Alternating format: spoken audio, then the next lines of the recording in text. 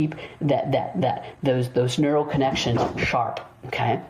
So again, if you missed any of the show, you can check out a replay link at this great station, or you can check out our main website. It's thecifhw.com. If you've got questions about becoming a pro ager, if there's ways that we can help you mentally, physically, or emotionally, give us a call, 630-980-1400. Again, 630-980-1400. Or you can send an email. That email address is health and wellness, all spelled out, at the CIFHW. Hey, I want to thank you for tuning into this week's show, Pro Aging, The Art of Growing Boldly. I want to thank all of you who have sent emails and sent messages about, shows like this to help create the content. This was actually suggested by you, one of the listeners. And I want to thank you for your support for the show. Again, if there's any way I can support you, please let me know.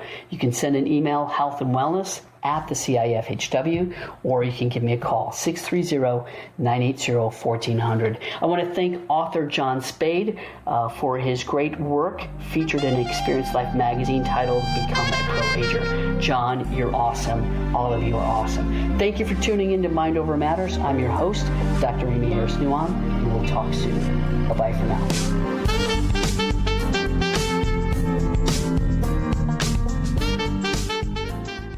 The preceding program, Mind Over Matters, was sponsored by TCF IHW, LLC, and to the extent applicable, their guests. The views and opinions expressed therein do not necessarily reflect those of Heartland Signal, LLC, or its management.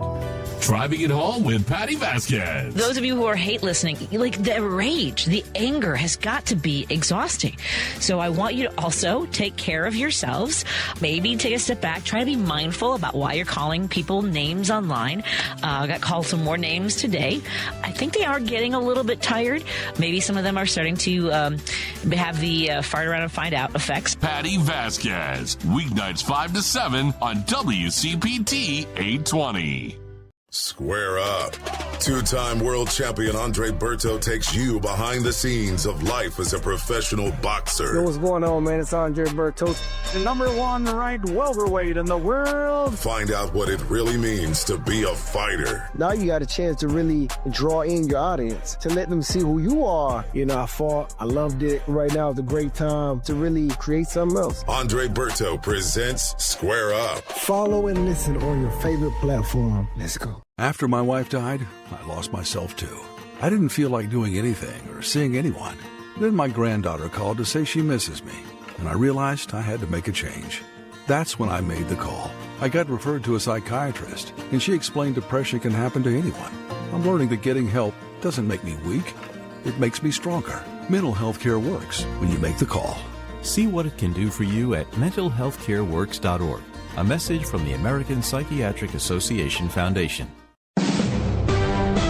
NBC News Radio, I'm Scott Carr. President Trump says the U.S. Navy will begin the process of blockading any ships from leaving or entering the Strait of Hormuz, posting to social media this morning that other countries would be involved with the blockade. Trump also says he's instructed the Navy to seek and interdict every vessel in international waters that's paid a toll to Iran, and that the U.S. would begin destroying the mines that Iranians laid in the straits. Regarding the peace talks Saturday, which ended with no deal, Trump said most points were agreed to, but added Iran is unwilling to give up its nuclear ambitions. Iranian officials, meantime, say they had no expectations they could reach a peace deal with the U.S. in just one day. Vice President J.D. Vance said Saturday no agreement was reached during a long negotiation held in Pakistan. In New Jersey, an investigation's underway after multiple people were shot last night inside a Chick-fil-A, reportedly involving several masked gunmen. It happened just before 9 p.m. at a Chick-fil-A in Union on Route 22. Police say they put the restaurant in lockdown. ABC7 reporting several workers called family members saying they were being held inside by police. It's unclear who was shot, how many people, or why. No word yet on their conditions or whether anyone's in custody. I'm Sarah Lee Kessler.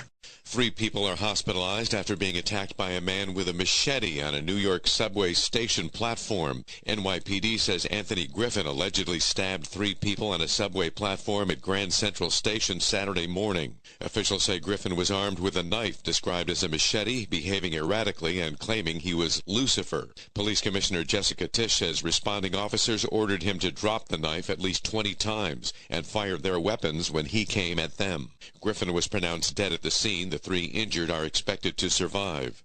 Scott Carr, NBC News Radio. This is Chicago's Progressive Talk, 820 AM, WCPT Willow Springs, and online at WCPT820.com, where facts matter.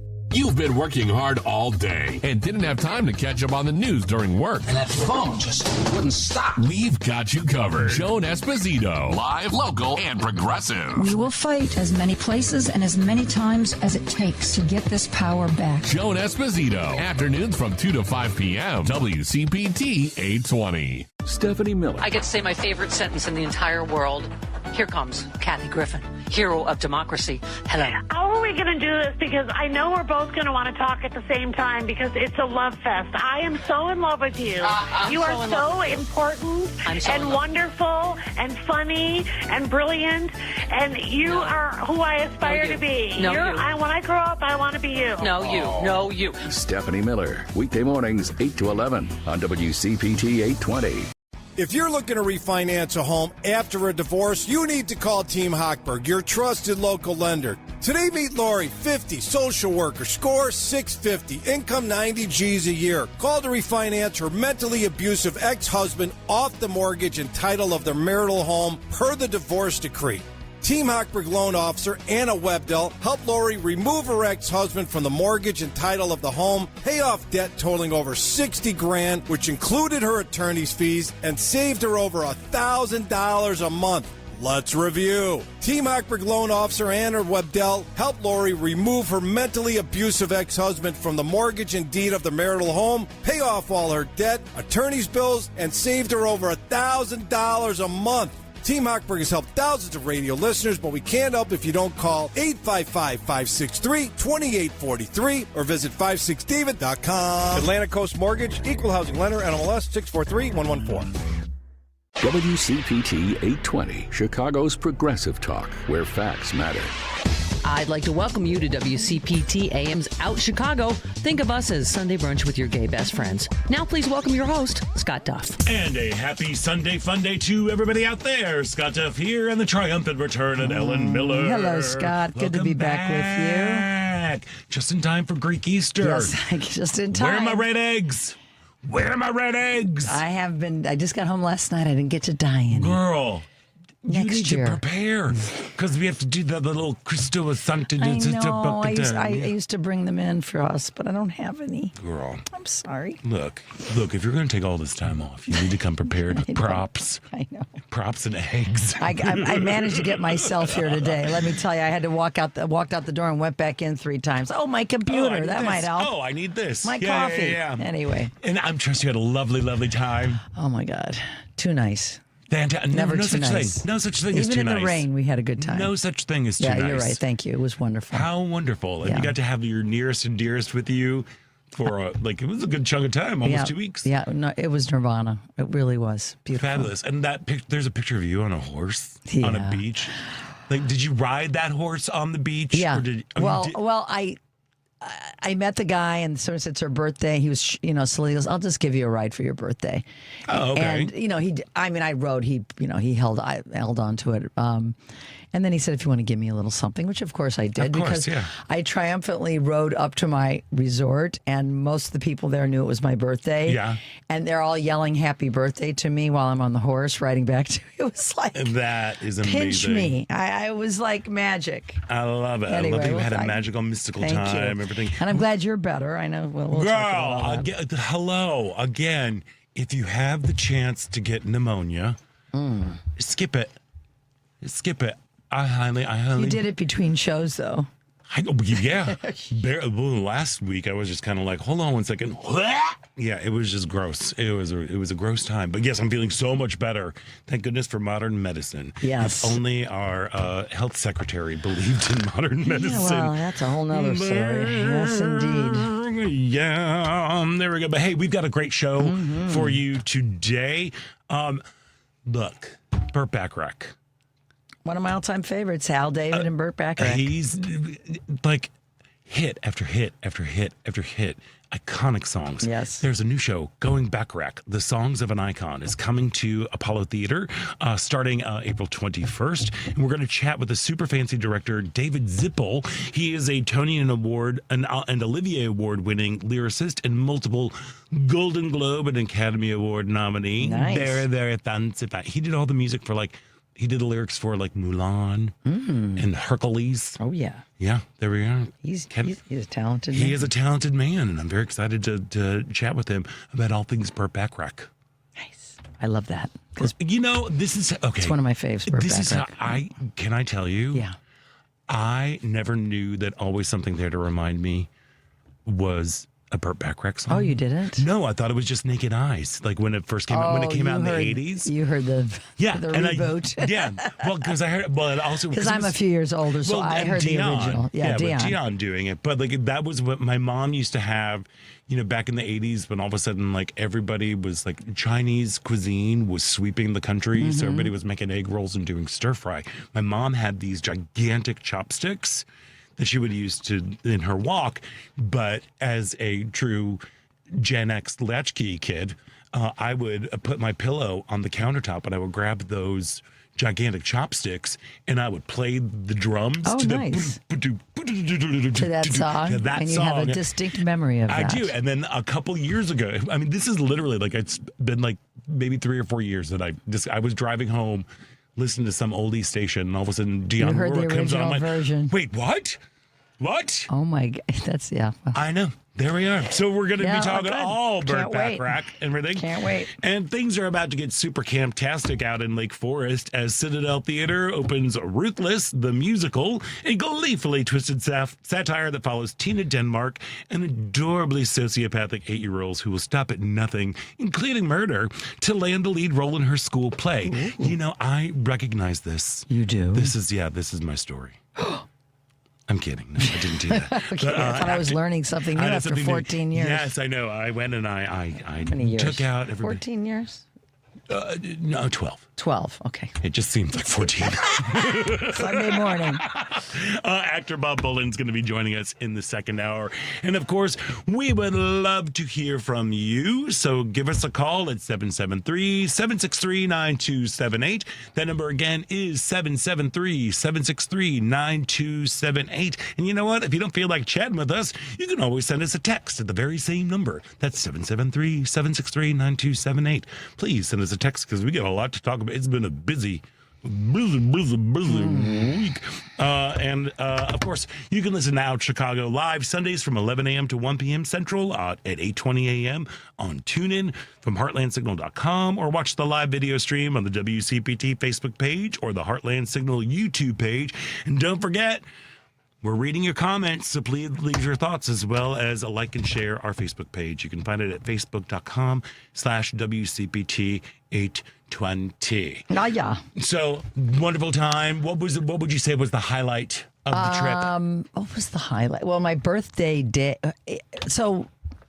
you and Richard Chu share the same birthday. Oh, really? Yes. And a few other people at my resort. One of the guys, Wayne, he was the main job was he does a lot of work around the resort, does a lot of sand sweeping, which there's plenty of that too. It was his birthday. There was a couple of women from Wisconsin. Their mother died. She was died before her 90th birthday, who was born on my birthday, April 3rd. They were there to celebrate her birthday. All right. And brought her ashes. Oh. And so we bonded with them, and they went on an excursion with us to the waterfalls. Did they dump? They were dumping the ashes in Jamaica? Yeah. Yeah, can you do that? You can do anything you want, really. I mean, take a little vial of it. Oh, I guess a little vial. They didn't bring a whole... Did you watch White Lotus? Yeah. You did? Do you remember Jennifer Coolidge just throwing her mom's ashes yes! in the Oh, my God. I forgot about that. Yeah. We had some White Lotus moments, but that's for another time. Oh. So the night of that I turned the age that I turned. Yes, say it loud and 70, proud. Say it loud and proud. 70. It's freaking I told amazing. people they were a little shocked. But anyway, See? they were a little stop shocked. it.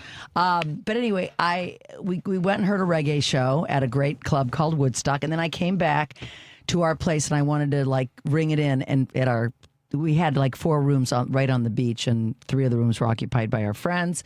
So I came back, and this group of Jamaican men were celebrating a friend of theirs' birthday earlier in the week. And when they found out, my friend Joyce ran over to him and said, in like 5 minutes, it's going to be your birthday. They all started they sang happy birthday to me. And then they put on their boombox this Jamaican birthday song, Happy Birthday by Busy Signal, and they all sang that to me at midnight on the beach. How fun. And the moon was full.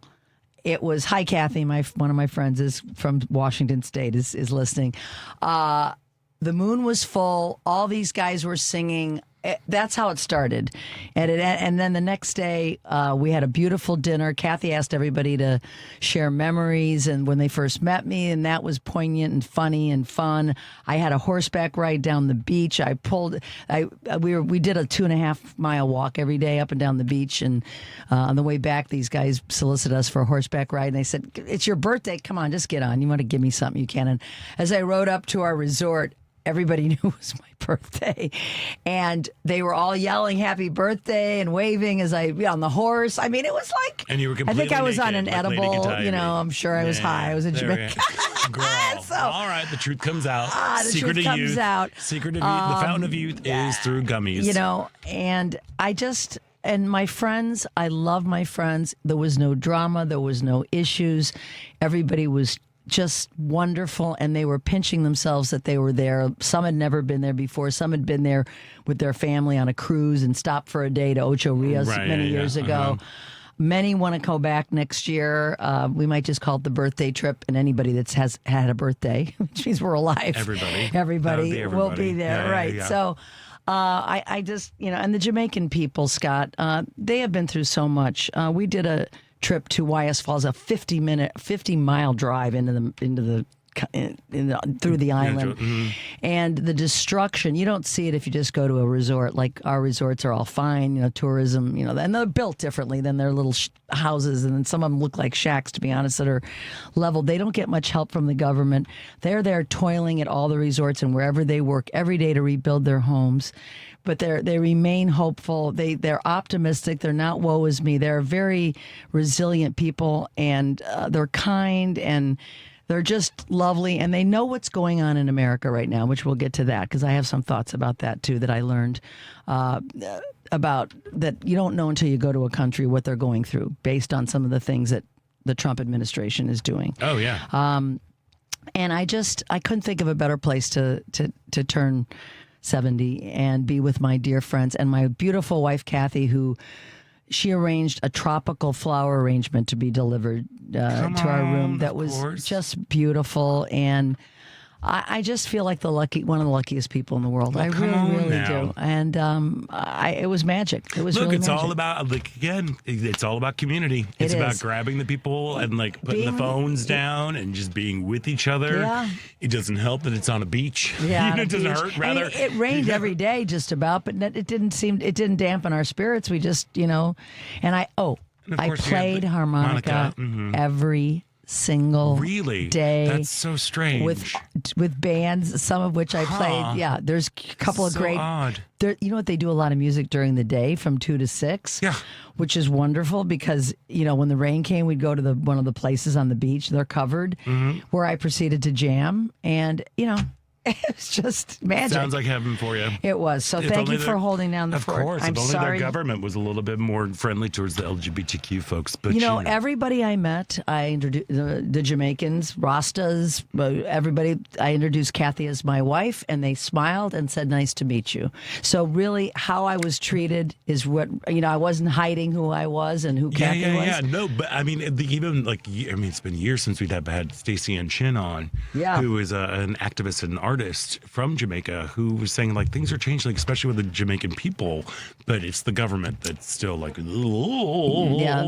governments are an issue, but the people were lovely, and There was two gay guys from South America staying at our hotel. I mean, things are changing. And, the more that we go and say, hey, look at us, we're a couple, This is how people, as we know, in our own country, we're trying to let people know that, we're not the boogeyman. Trans people are not the boogeyman. We are just like you, trying to live our lives to the fullest. And I think setting the example that we do and continue to do is what's going to be beneficial to people in the world. I know. Trying to get understanding and kindness. Creating empathy. Yeah. That's how you change hearts and minds. So, and then we're back to Greek. I came back Greek Easter's today. I'm going to go to my Aunt Virginia's and with her family, my cousin Joan. Will she have red eggs? They will have red eggs. Okay, well, I'll tell you she what, has red eggs. I bet they'll be on sale tomorrow at my favorite Greek grocery. I don't want week-old eggs. Hard-boiled eggs stay. Not for a week. They don't. Girl. Okay, next year. Girl. Sorry. That's okay. Anyway, that's okay.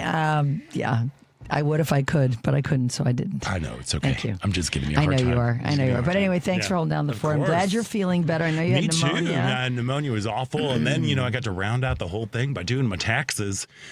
Nothing I always owe because we're independent contractors here. So I always owe. We always owe. Mm-hmm. And it stinks.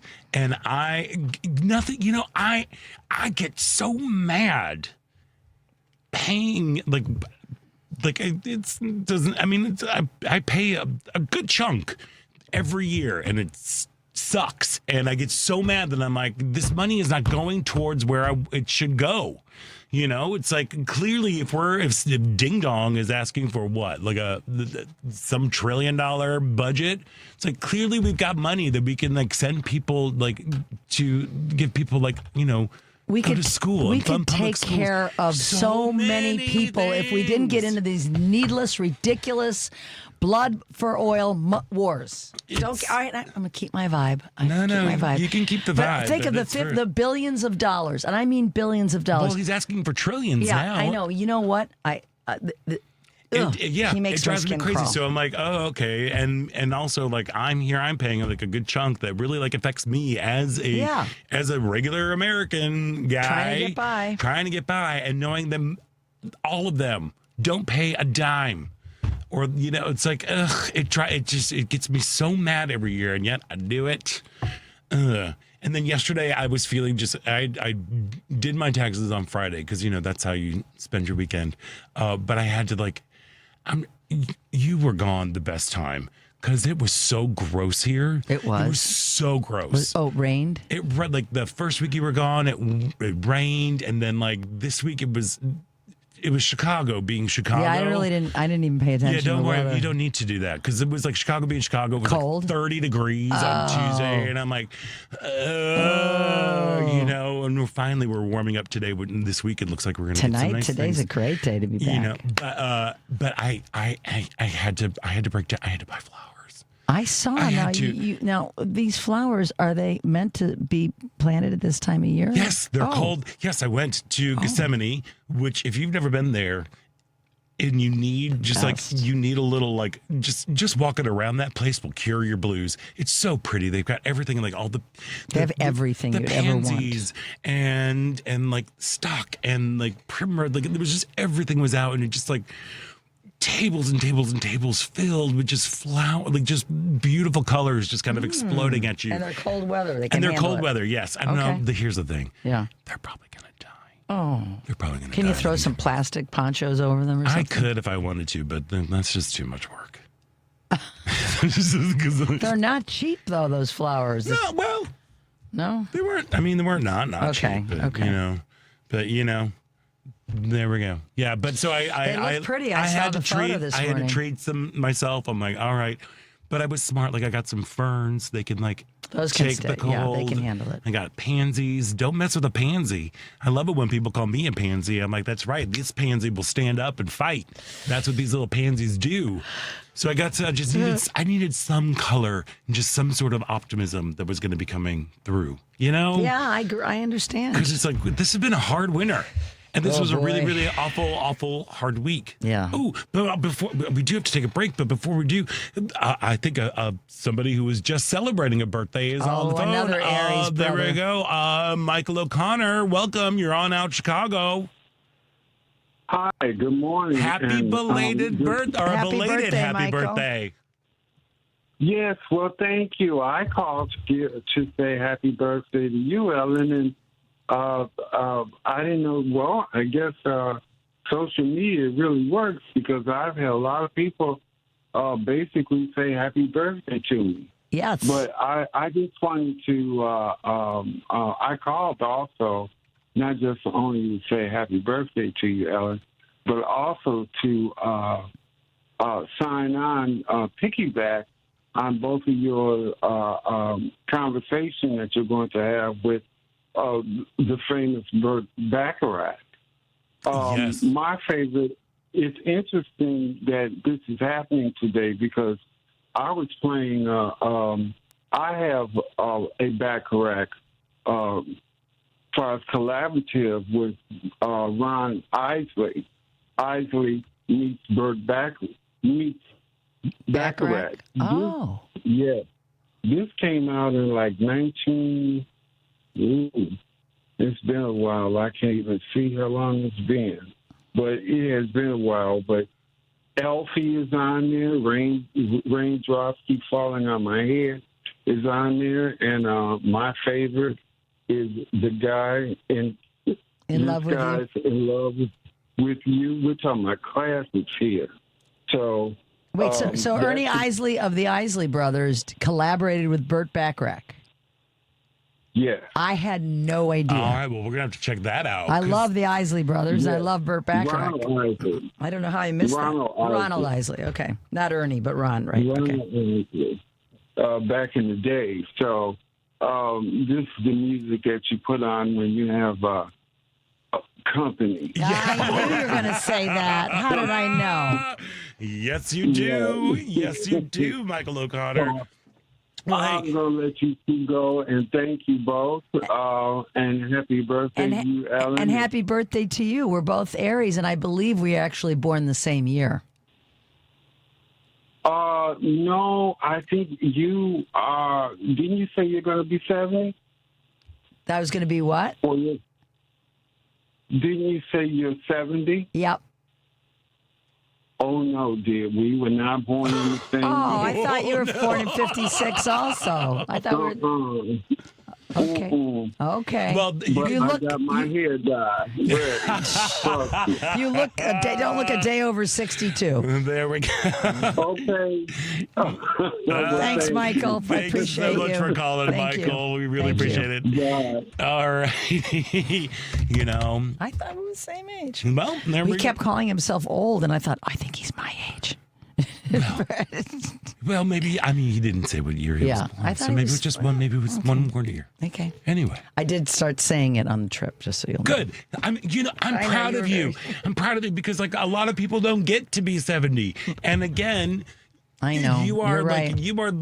I wouldn't believe it. That was my all little... the people on the in Jamaica didn't believe it. That was my little speech at dinner. Was I may feel like 70 feels old, but we have friends that aren't here, and I'd give anything for them to be with us. Yeah. that didn't make it. So Yeah. So I'm grateful. I'm very grateful. And it's like it's an achievement. Yes. And I hate it when people say like I'm 70 years young. Like, stop it. No, you can still be young at heart, but you earned every one of those years. Damn it. Right on. Experience.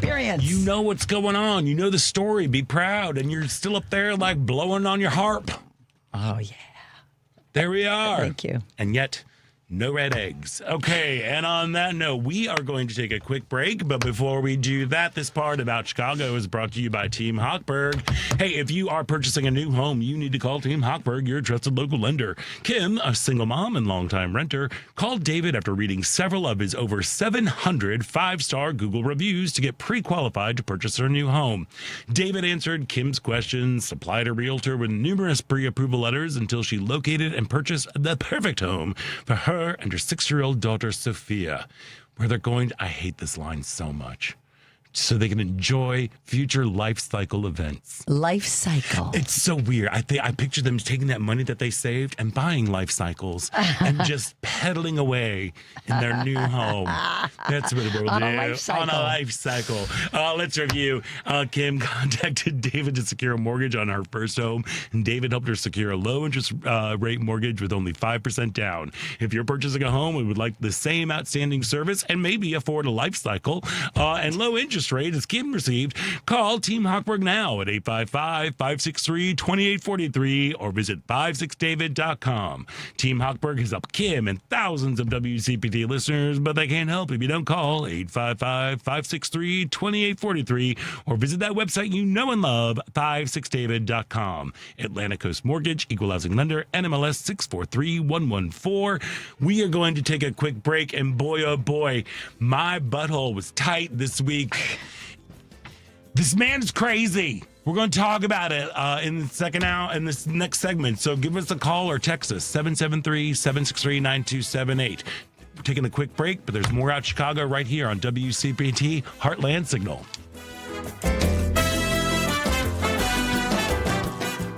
This is WCPT telling you how you can shop blue. Let's take a look at some toy companies that support the Democratic Party. Mattel. In 2024, Mattel gave one gift to a political action committee. And that political action committee supported Democratic policies. Hasbro. Hasbro doesn't give to politics as a company. However, some of their senior leaders and employees do.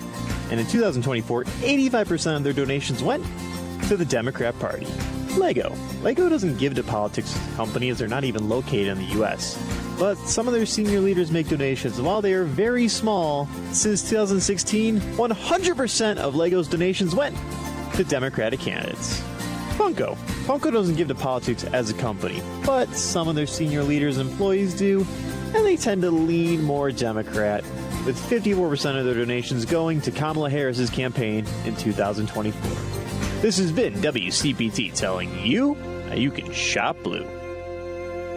Whoa, whoa there! Where do you think you two are going? This is a union-only job site. Hi, we're from ABOC, a leading business and labor union bank founded over 100 years ago in Chicago. Good to know. We only let union members on this site. ABOC was founded by labor union members. We have union leaders on our board and union employees to this day. Okay, you've got my attention. As you know, labor union banking requires experience and expertise. Tell me about it. Hi there. Labor unions get the advantage of our oversight and regulatory experience. Get to the good part. Hundreds of labor unions trust ABOC for their banking, including treasury management, investments, and construction loans like this one. You worked on this job? We sure did. Just ask your boss. Okay, why didn't you say so? Come on in. Thanks. Hey, don't forget your hard hats. Trust ABOC, the bank for labor unions. Hey, learn more at ABOC.com. ABOC is the brand name for Amalgamated Bank of Chicago. Member, FDIC. Would it be crazy if you packed your bags and left?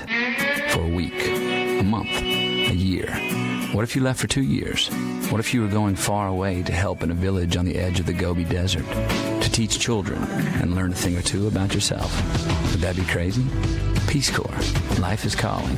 How far will you go? This is WCPT 820, where facts matter.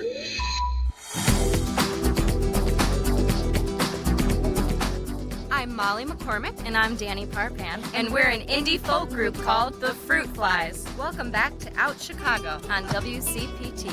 Welcome back to Out Chicago. Scott Duff here, along with Ellen Miller, just rolling along. Hey, just to let you know, Monday on Choose Views, Richard Chu's guests are William Elliott Hazelgrove, author of Capone's Vault, the real story of the biggest disaster in television history, available April 16th. Do you remember that with Geraldo? Oh, yes, I do. I remember it like it was yesterday. And there was like, what was in there? Like, wasn't there like empty like wine bottle? An old bottle or two. Yeah, there was an old bottle. Yeah, we all watched with bated breath. Like, what's going on in there? We want to tune into that. Sarah Jones, managing editor and co-publisher of Politicus USA and the Daily Politicus, and Richard Logis and Carter Brown of Leaving MAGA. Choose Views weekdays at 6 to 8 a.m. Central on WCPT 820 a.m., the Heartland Signal website, tune in, YouTube, and Facebook. Look, before we get into the news of the week and everything, I have a bone to pick about like all that Al Capone stuff, and all those like gangster tours that happen here. just because they're white does not mean that they were not criminals. I know. You know, like why they glorify them? They're glorifying this whole thing, like, oh, and this is where Al Capone, like, this is where like the Valentine's Day massacre happened at the Biograph, and this is where this, and it's like people are paying money to go glorify gangland violence. Yeah, and what has happened, and then of course right now the entire nation is turned towards Chicago, like it's Chirac. There's so much. It's like, stop it. You know, when I first traveled to Europe in 1978, right out of college, when they heard I was from Chicago, this is what they all said: "Bang bang, Al Capone, bang bang." Yeah. Then when I went back in the later, it was Michael Jordan, which was a nicer thing. But this is their view, and I don't know if it's a lot of international tourists that like to come do this. I think it's folks from they're just American tourists who come in, like, but like all of that stuff just drives me kooky pants. I'm like, you are paying money to go on a bus ride to glorify violence, murder, violence, and gangland activity. Yeah, that's what this was about. And now the whole country is convinced that like Chicago is just a giant war zone. What's next? The John Gacy tour? I know, right? It's horrible. Like it really gets in my craw. Now that you mention it, that is ridiculous. It's so dumb. I've never had any desire to do any of it. But even there are like these dinner theaters where it's like gangland and like I went to one once for something, and I think when I was in radio earlier, and I was like, why? Same thing. Why are we like celebrating this? Yeah. Why is this an entertainment thing? It's like a romanticized version of whatever because it happened so long ago. But it's like, no, would you get on a double-decker bus to go see, like, here's where here's where the Latin Kings are? Like, you wouldn't do that. No. So anyway, that's my little tiny bone to pick right now with our dear city of Chicago. Mm-hmm. There we are. And girl, I'm so glad you were out of the country and that you were like not paying attention to the news as much as you do. Because on Tuesday, let me tell you, Tuesday was awful. Tuesday was the morning that we did hear about Tuesday. Yeah. Like right out on the heels of his delightful and purely Christian Easter message that he sent out on last Sunday. Mm-hmm. Tuesday was when he was talking about how a whole civilization will die tonight, never to be brought back again. After a Monday presser, which was just off the rails. My sphincter was so clenched that you could shove a lump of coal up there and pull out a diamond, to quote our dear Ferris Bueller. In Ferris Bueller's Day. I don't remember that. Oh, yeah, that's what he was talking about. Thanks for the reminder. Yeah, when he was talking about his friend, what's his name? Cameron, his friend Cameron. Mm-hmm. You know, the uptight one, Cameron, and everything. Yeah, that's how he described Cameron. That was... We were waiting to see that day if he was actually going to follow through. I know. Yeah, I couldn't believe it. I mean, we did hear that one. I mean, was this what like the Cuban Missile Crisis felt like? Yeah, because it really, like, maybe. I know Trump always chickens out. I know taco. But the statements and actions leading up to that day on Tuesday, first of all, the fact that he is still in office after making that declaration is just appalling. I agree. I am gobsmacked. Like, have we fallen so far as a country where the, in quote, the leader of the free world is threatening annihilation of an entire civilization that has been around for centuries? I mean, 1 minute he was saying they're applauding us because we took out the Ayatollah and the Iranian people are going to be... Now he's going to kill all of them. 1 minute you're saying that they're grateful to you, and now you're going to kill those grateful people because he is a madman who has lost all sense of he had no sense to begin with, and now he's completely off the rails. I'm watching people on Facebook, Scott, rationalize this by saying that's just his negotiating tactic. No. That is not negotiation. Exactly. That is a threat. That is a war crime. They are so gaslit that they'll just, now there's nothing he says Sorry, somebody just texted. Someone just texted, J.D. Vance got 3 camel hair couches for USA and Iran negotiations. Happy times ahead in Vance basement. It's true. It's true. No, but I mean, it's like, like you said,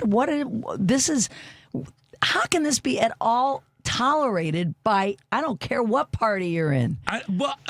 Everything, like, we are completely in the upside down. We are. We are completely in the upside down. I do not, we do not need to be in this war. No. Because he had a feeling. He had a feeling that they might, in the future, attack us. We all know that Iran did not have nuclear capabilities, that they do not have ballistic missiles that can reach the United States. But we also do know that they're really, really advanced in cyber terrorism, and they also have they've got a really wide network. And when threats like that happen on Tuesday, I'm like, you are sorely mistaken if you think that there's going to be no consequences for us here in the United States. I mean, this man is dangerous. And then you have, Secretary of Defense drunk uncle over there who's just screaming holy war and invoking the name of Jesus. It's like, wait, what? What are you doing? I'm very grateful that I do not watch the news. I only listen to it. For some reason, for me, I can take it in a little bit easier because I don't have to see his stupid face and I don't have to see that smarmy, a little dab will do ya. Hegseth, that man has got more gel in his hair. He's just pathetic. He wants everybody to look nice. Remember, because we've got to call all the generals back to come meet, which clearly could have been an email about saying you're fat and you need to shave. That's basically what's the crux of his leadership that's going on there. But the way that press conference that happened on Monday, I wouldn't be as worried as I was. Was this Trump? No, who was press? There was a presser with Trump, with Hegseth, and then the head of the CIA, I believe it was. I might be speaking out of turn. I'm just trying to pull this from memory. There was another official that was there, and it was like any other cabinet meeting where they all have to praise dear leader and they're all going around on that.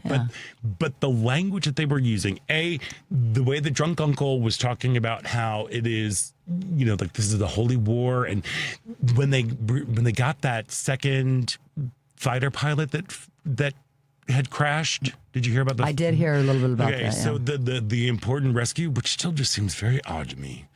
Not to spread conspiracy theories, but it's that whole, we still haven't, that whole thing has not been closed. But the way he was talking about how he was shot down on a Friday and then he was left for dead on a Saturday and then early in the morning hours on Sunday, Easter Sunday, he wrote. Yeah, I was like, are you kidding me? Are you kidding me? Oh, boy. Right now. And they were just and none of this could have happened without the dear leader being how, it is insane. It is. It's insane. And the world sees it that way. I mean, there are people, they will not come to America. I was meeting a lot of people from all over the world. No. Canadians, Germans, South Americans, British, they are not coming to this country, TIF, till further notice. TFN, till further notice. A friend of mine who is German, she is actively trying to get U.S. citizenship because she's scared she's going to get deported. Even though she's here totally legally and she's got a visa and everything, she's just it's so, everybody hates us. Everybody hates us right now. They don't hate us, but they ask me questions like, why is he, how did he get elected? Is the question I keep getting from all these people. Jamaicans, Europeans. Fear-mongering. It's through fear-mongering. It's through running and it's all creating the boogeyman of trans people apparently who are everywhere and they're turning everybody, they're switching everybody's gender and they're spending all this money. That's the only reason. This man is insane. This man is a convicted felon. He's nuts. This man has been impeached twice. Fortunately, right now it seems like the Dems are trying to get some motivation. We'll talk about that a little bit later. But here's the thing. I think in terms of this whole Iran situation. I am in love with Lee McGowan, the politics girl. Have you ever watched Politics Girl? She's kind of she's a social media person. She's now become a regular on CNN. You've probably seen her there. I don't watch much CNN anymore. Oh, good. Okay, good. Yeah. But she's on, like, usually. Unless something really big happens, then I turn it on. She's usually on, like, with the round table. I know. I haven't watched her. Was it Abby Phillips? Abby Phillips. Yeah. There, and Adam Mockler. He's another one. He's a 23-year-old YouTuber who is, like, started his own independent coverage, a YouTube channel. He's almost reached 2 million followers. Adam Mockler? Yeah, he is. He's 23 years old. But Lee McGowan, she's also known as Politics Girl. You can find her like on social medias and stuff. She summed it up best on CNN.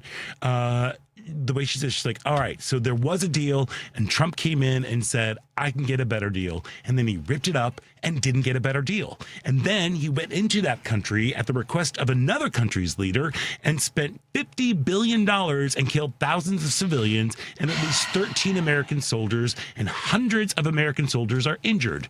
We've heard our bases. We've heard our radar. People hate America now. We had a president say they were going to destroy an entire civilization. That doesn't make you a good negotiator. It does not make you a good guy. That makes you psychotic. Yeah. He is. I could not put it more succinctly, more truthfully. And it is, I don't understand how people can still blindly follow him. There are people out there who are still like, well, he has his reasons and I trust what he's doing. I'm like, what are you talking about? We used to be able to get through the Strait of Hormuz. Not a problem. And now it's shut down. And then he's touting like, oh, great, we got 10 through or whatever now. And he also lifted oh crap, what's the word? The sanctions? Yes, on Iran. So they're making money right now, and they're basically turning it into a giant toll booth. So they are just like raking it in. Also, Putin is feeling all the love from all of that going on right now. I don't get it. Like, to say that like we're better off right now than where we were, gas is through the roof. Well, this is what's getting the MAGA's attention now, is the gas price. I mean, they didn't care about human rights or truth, but when the gas prices go up, woo, baby, I care now. Yeah. One little shred of positivity. I've heard that it looks like Hungarian dictator Orban may not be getting reelected after 16 years as a dictator. People are rising up. I will believe that when I see it, because this is maybe they taught him when he was over there how to cheat on the elections. Maybe they should send. No, they're getting lessons from him. That's what I mean. Oh, they're getting lessons from Orban. I mean, you had J.D. Vance over there stumping for him. I know. I heard unbelievable. What in the world? For a cruel dictator. What's going on? He was like, there may be free elections, but they're not going to be fair. They're not going to be fair. So I will believe it when I see it. I hope that I'm glad that you have that optimism. I do not buy it. I do not buy that that's going to happen. And they are taking every lesson from him about how to do it over here. They're trying to pass that stupid SAVE Act.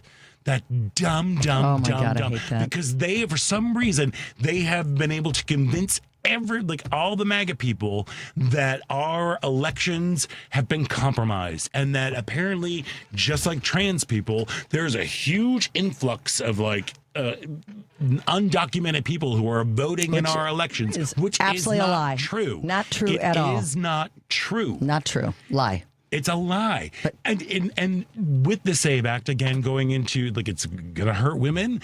I just the other day at Snack Factory, I was checking somebody out, and I'm like, I need to see your ID, for the wine you're buying. And I'm like, this ID expired. And she's like, yeah, I just got married and I've been waiting for my new license to come in. And it it is so long to kind of get this process going. And I was like,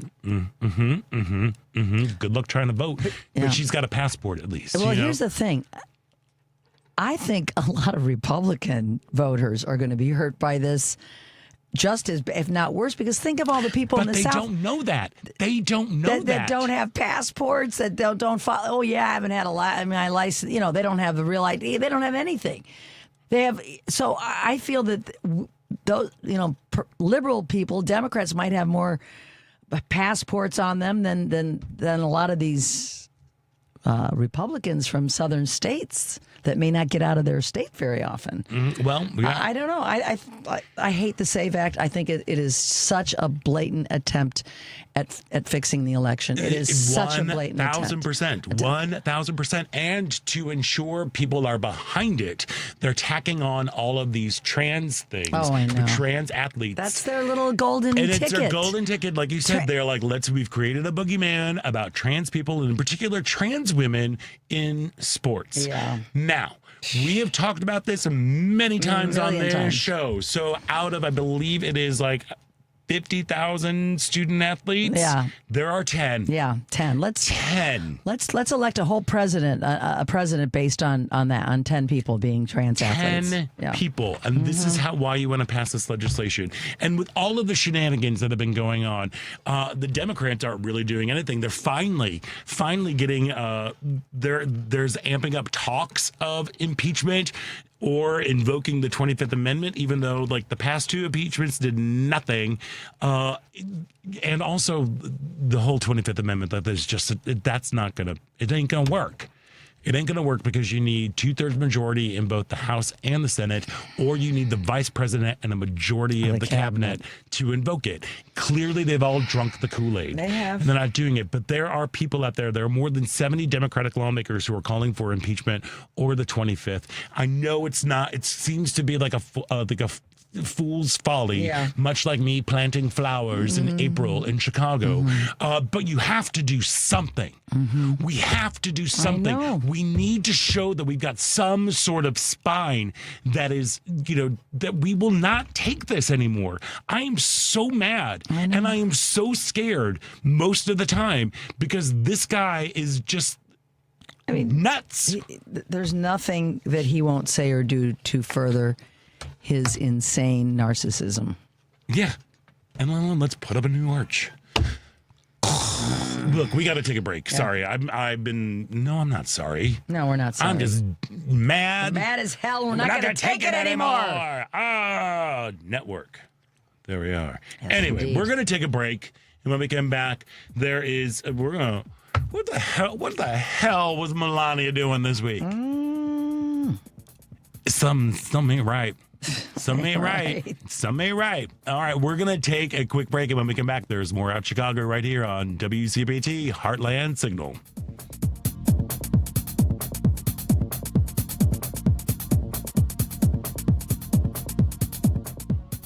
The family meeting.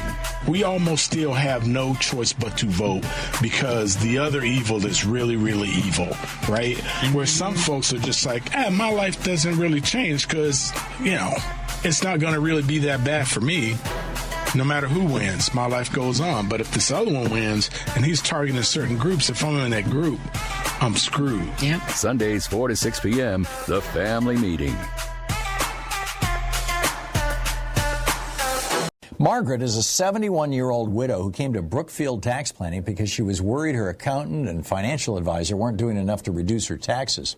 During their free, no-obligation tax reduction review, it was revealed that Margaret had been overpaying $7,250 each year since her husband passed. $102,000 lost forever due to a lack of proactive tax planning.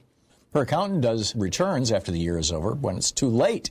Her advisor handles her investments but doesn't reduce her taxes. Once the year ends, tax reduction options shrink to almost nothing. Retirees and business owners should plan ahead now using legal proactive strategies to slash taxes. Stop overpaying. 94% of Brookfield's new clients are shocked that they've been paying too much every year.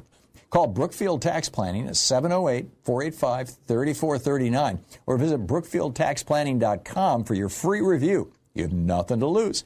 That's BrookfieldTaxPlanning.com. Spring is here and summer heat is right around the corner. Is your home ready to stay cool and energy efficient? At Green Attic, they help Chicagoland homeowners prepare their homes for rising temperatures. With over 15 years of experience and more than 1,000 five-star reviews, Green Attic is a trusted expert in attic insulation, blow-in cellulose, spray foam, crawl space encapsulation, mold remediation, and solar attic fan installation. When the sun heats up your attic, that trapped heat can force your air conditioner to work overtime. Proper insulation and ventilation helps keep your home cooler and lowers your energy bills. Green Attic also offers full-service roofing through Green Attic Roofing, including asphalt shingles, flat roofs, Da Vinci, Brava, Cedar, Tesla solar roof, and solar panels options, all backed by the industry's 10-year labor warranty. Spring is the perfect time to fix insulation problems and aging roofs before the summer heat and storm season arrive. Schedule your free insulation consultation today at greenattic.com or get an instant roofing estimate at greenatticroofing.com. Green Attic, healthy home, happy family. The worst thing about political jokes is that they keep getting reelected. Just in time for the midterms, the Capitol Fools, Washington, D.C.'s premier comedy group, is coming to see you. Don't miss your chance to find out what rhymes with the day's news when the Capitol Fools come to the North Shore Center in Skokie, April 25th and 26th. Get tickets at northshorecenter.org or Ticketmaster.com. Computers are a wonderful tool, but every day children are sexually solicited online. Protect your kids online. Visit cybertipline.com. Help delete online predators. This message brought to you by the National Association of Broadcasters and this station. You're listening to WCPT 820 because facts matter.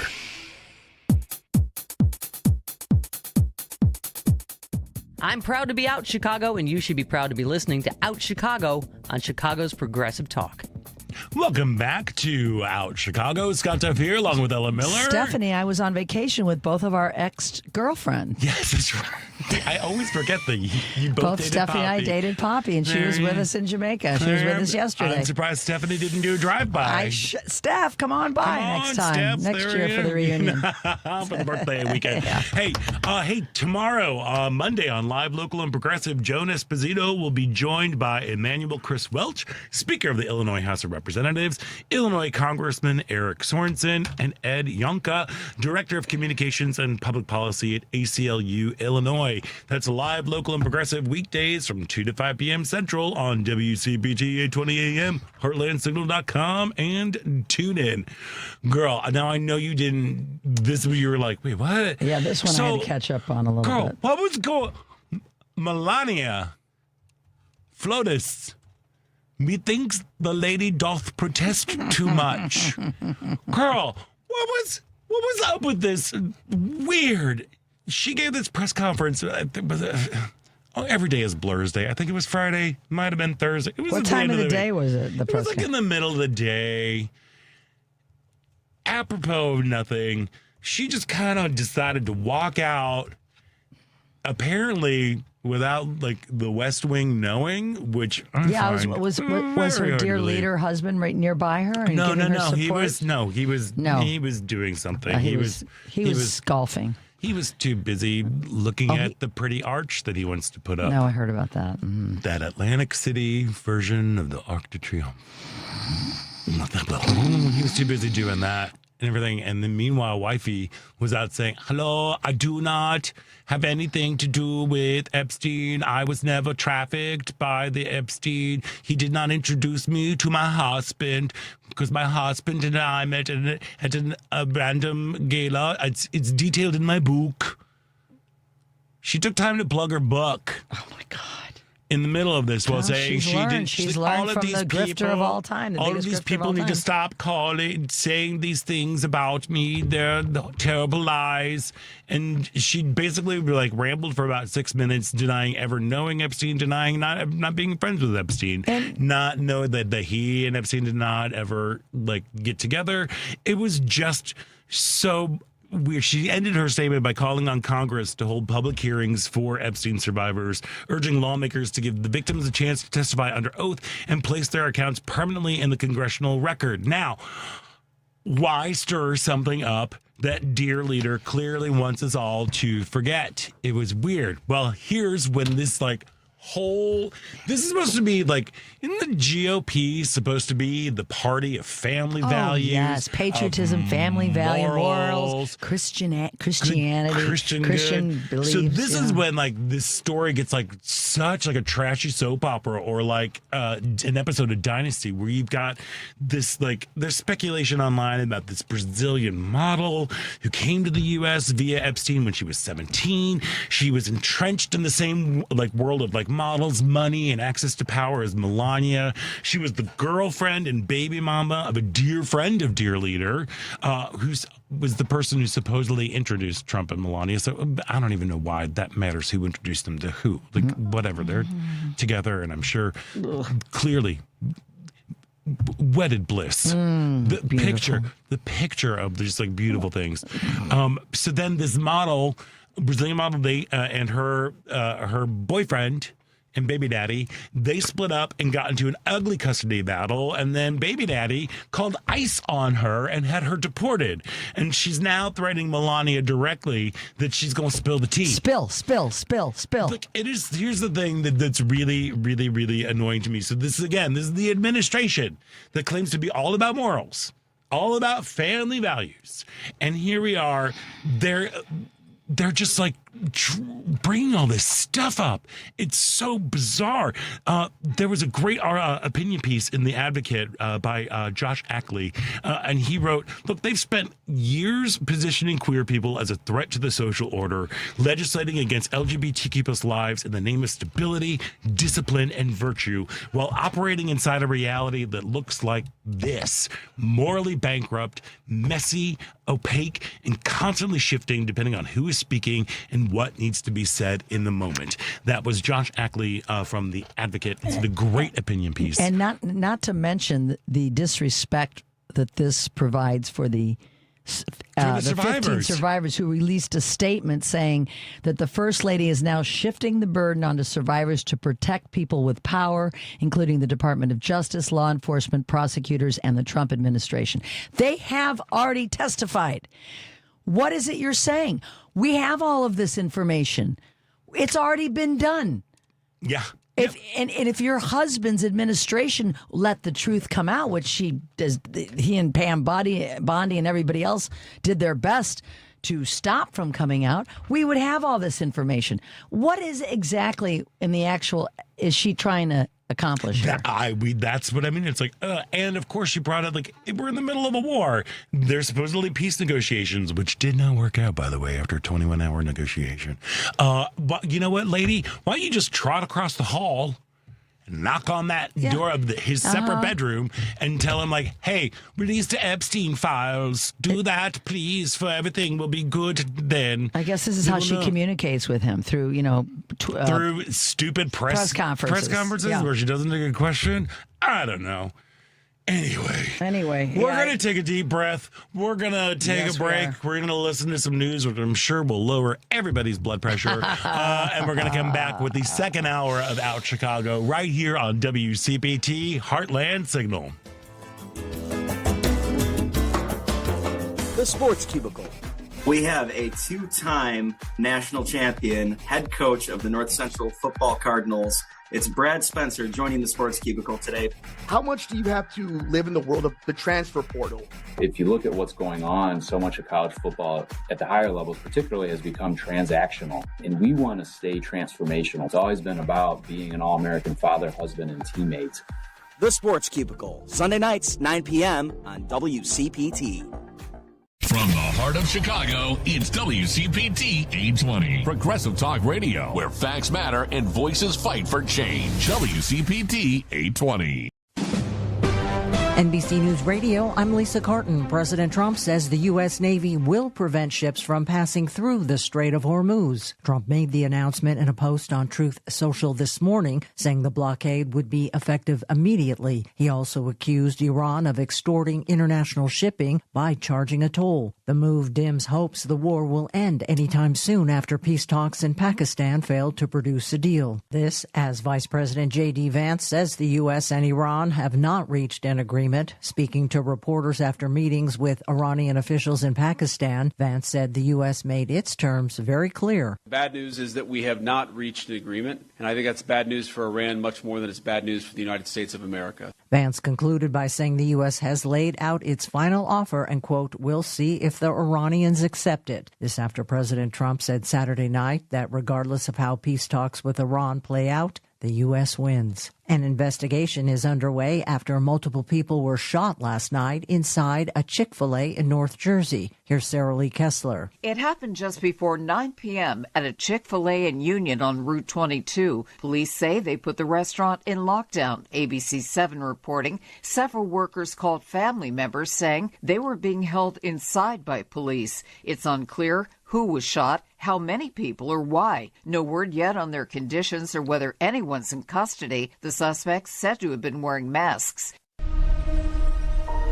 There's a huge universe out there. The Super Mario Galaxy movie continues to dominate the box office. The Nintendo sequel has made over $300 million domestically and nearly $630 million worldwide so far. And in second place is Project Hail Mary in its fourth week. You're listening to the latest on NBC News Radio.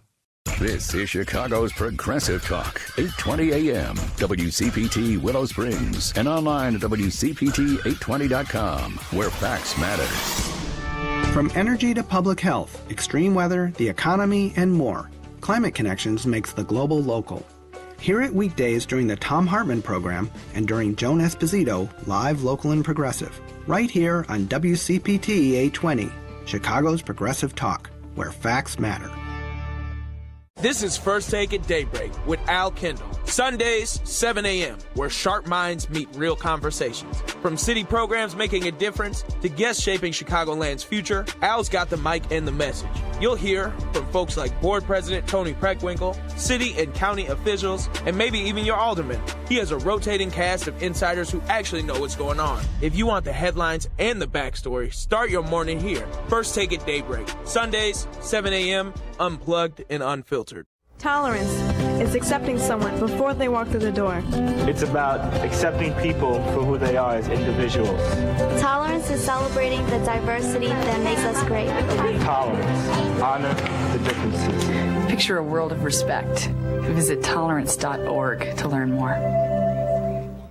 Alexa, play WCPT. WCPT from TuneIn.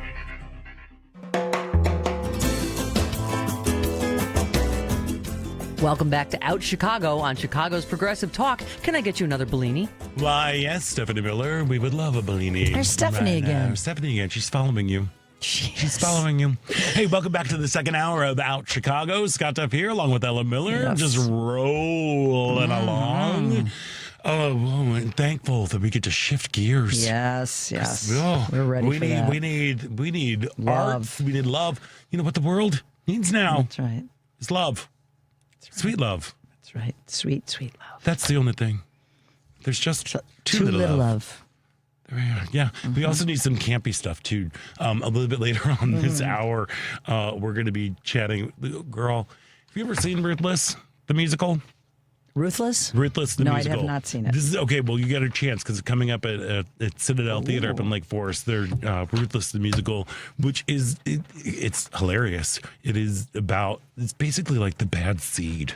Oh, I saw The Bad Seed. It's like McCormick, Patty McCormick. You got a gleefully twisted satire of follows this little sociopathic 8-year-old girl that will just stop at nothing to be in her school play. Again, I can relate. I can relate. Okay, to not that. too much. Not too much. No, I never did anything. No, you never really did it. You just wanted to. You just couldn't prove it. You just wanted to do it. Mm-hmm. Yeah, can't prove. Can't prove it. There we are. But in the meantime, I'm so excited, and this is good for like all Burt Bacharach fans out there.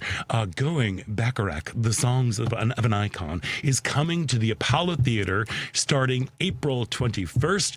And joining us now is the show's director, Tony and Olivier Award winner, David Zippel. David, welcome to the show. So happy to be here. Oh my gosh, we're so happy to have you here. Yes, Look, we are. Okay, we're going to put a pin in Burt for right now because I got a goof on you. Uh-oh. You are behind one of my most favorite shows on the planet, City of Angels. I cannot tell you how much I love that show. The songs are fantastic. It takes me right back to when I was in high school driving my mom's VW Rabbit, and I had the cassette that I taped it from the library, so I didn't actually buy it, but I taped it from the library, and I would like the whole what you don't know about women, like the whole thank you for that show. I love it. So thank you. I'm a dum-dum is what I am. I'm a big dum-dum and a huge fan. So, yes, thank you. And of course, Hercules. Well, I'm a fan of Ruthless, so I maybe I'll get to see it when I'm in Chicago. Yeah. Well, it's up in the burbs, so I won't be in Chicago very long. We're just putting the show back on its feet. Bacharach. Yeah. Well, okay. So, now how did Going Bacharach, Songs of an Icon, come about? Well, the gentleman who put together Our Sinatra, which was a terrific review, I think that's 15 years ago, had this idea that they wanted to do a review about Burt Bacharach's amazing catalog. Mm-hmm. And that's everything from Close to You to Knowing When to Leave to Walk On By. They're hit after hit after hit. And they called me, which was a very nice call to get. Yeah. I love Bacharach, and I love the Hal David collection, but it's not just those songs. It includes songs he wrote with other people. That's What Friends Are For, the theme from Arthur. It's just packed with hits. There are so many hits in this show that we left probably 10 or 15 songs that should have been in it on the cutting room floor just because you can't get it all in there. He had so many hit songs. Why do you think Burt Bacharach resonated with so many of us? I remember, David, as a small child and listening to, top 40 radio here in Chicago, and along with loving the Beatles and the Rolling Stones, absolutely loved the Dionne Warwick songs I was hearing by Burt Bacharach. What is it about him that just made him just be so popular over so many different, genres and so many a variety of people that appreciated him? Well, I think a lot of it has to do just that he has such a great sense of melody, but he also has is very sophisticated. And for pop music to have these rhythm changes and interesting chord changes.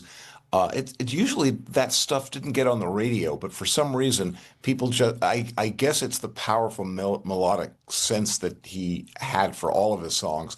People just found them irresistible. He did movies, he did television. Mm-hmm. He was everywhere in the 60s and 70s, and as well as in the 80s and 90s. He had quite a remarkable career. Yeah, you said you also do some songs of collaboration. One of our listeners called in and said he did it with one of the Isley brothers, which I had no idea about. Of course, I knew he worked with Elvis Costello. Which ones are you touching on of his collaborations? We have a great song with Elvis Costello. We have Carol Bear Sager. We have, there were like a zillion people on that song from Arthur. Oh, right. But I would say the lion's share is the classic Hal David, Burt Bacharach collection. Absolutely. Makes sense, yeah. Okay, this is where you're kind of blowing my mind. See, okay, you're kind of blowing my mind. I had no idea that Close to You was a Burt Bacharach song. The Carpenters made it popular, but Burt Bacharach wrote it. I know. Okay, see, this is like I told you. How about I Say a Little Prayer? Did you know that he wrote know that one. Yeah. No. But like I told you, like I'm a kid of the 80s. Yeah, he's a little younger than we are, David. I'm just a smidge. But now I'm caught up on things. But I had no idea that Always Something There to Remind Me was originally a Dionne Warwick hit, because for me it was Naked Eyes in the 80s. Right. But there is something, And I mean, again, he is like universally beloved. He even like made a guest appearance in the Austin Powers movie. You know, it's they're like people love him. What is your first memory of like hearing a Burt Bacharach song? I mean, all of the Dionne Warwick songs were, part of my childhood, but The Look of Love with Dusty Springfield was such an iconic song, and that saxophone riff, and it was really, really spectacular. And everybody on earth recorded it, from Sergio Mendes and Brazil 66 to Dionne to, everyone recorded it. So Bassy, it was crazy. Yeah, come on, Sassy Bassy. You gotta love her. So as you are putting together Going Bacharach, the songs of an icon, you said, of course you can't include everything because we'd be there for, I don't know, like 3 weeks, just enjoying, and those poor actors would be like, I need to sit down. How did you go about like killing your darlings? Like how there are songs like we can't. That's always key. Yeah, because you don't want to. It's a banquet of Bacharach, but you don't want to feel like you've had too much. So it was, I think part of the team, the creative team, includes Will Friedland, who's a great writer about music and helped put together the earlier Sinatra reviews. So we had a great musicologist. We have an amazing arranger, pianist. A guy named, a young man, he's 29, Adrian Galante, and he is thrilling. And I think he's the glue, the musical glue of all of this. He has interesting new arrangements for some of the songs, but the core quality of these songs just comes through on every arrangement. And then we have 3 great singers and a 5-piece, 6-piece band. So I think, the key was to keep the show moving, to keep the energy going through the whole show. There's a lot of rhythm songs, but also to keep the emotion going. So it's really about flow and sort of editing and hopefully good taste. Although I think the New York critics were very enthusiastic, so I'm hoping that people in Chicago and the audiences loved it. So 100%. The critics from New York are just like, if you want this banquet of Bacharach, please run, don't walk. And we got the original folks who were in New York coming to Chicago at the Apollo Theater. That's so exciting. One of the singers was Burt's road singer for 26 years. What? And wow. I know, and he's fantastic. Thrilling voice. Another singer is Hillary Cole, who's a jazz singer from New York, who understands this music so well. And then there's a young lady named Tatanisa Wilson, who is a refugee from Hamilton. And she had never heard of Burt Bacharach, although when she started to sing the song, she realized she knew a lot of the songs. Sure. Yeah, well, I think that's the thing about that's the thing about Burt Bacharach, because he is so steeped into the American culture. Yes. Like I was saying, I had no idea that this song was Burt Bacharach, that this these songs, but I know these songs, like they are a part of me, and that's what's so thrilling. I think to go to a show like a review, like Going Bacharach, the songs of an icon, to be able to have your own moments of self-discovery. Like, even if you aren't as familiar, you think you're not as familiar with Burt Bacharach. Oh, yeah, you are. Probably know most of the songs that are there, and just be like, like this one, and you're just kind of amazed by the genius and the longevity of such an incredible career. Yeah, his music seemed to be so accessible to people. It was sophisticated yet accessible. Do you think that's missing in pop music today?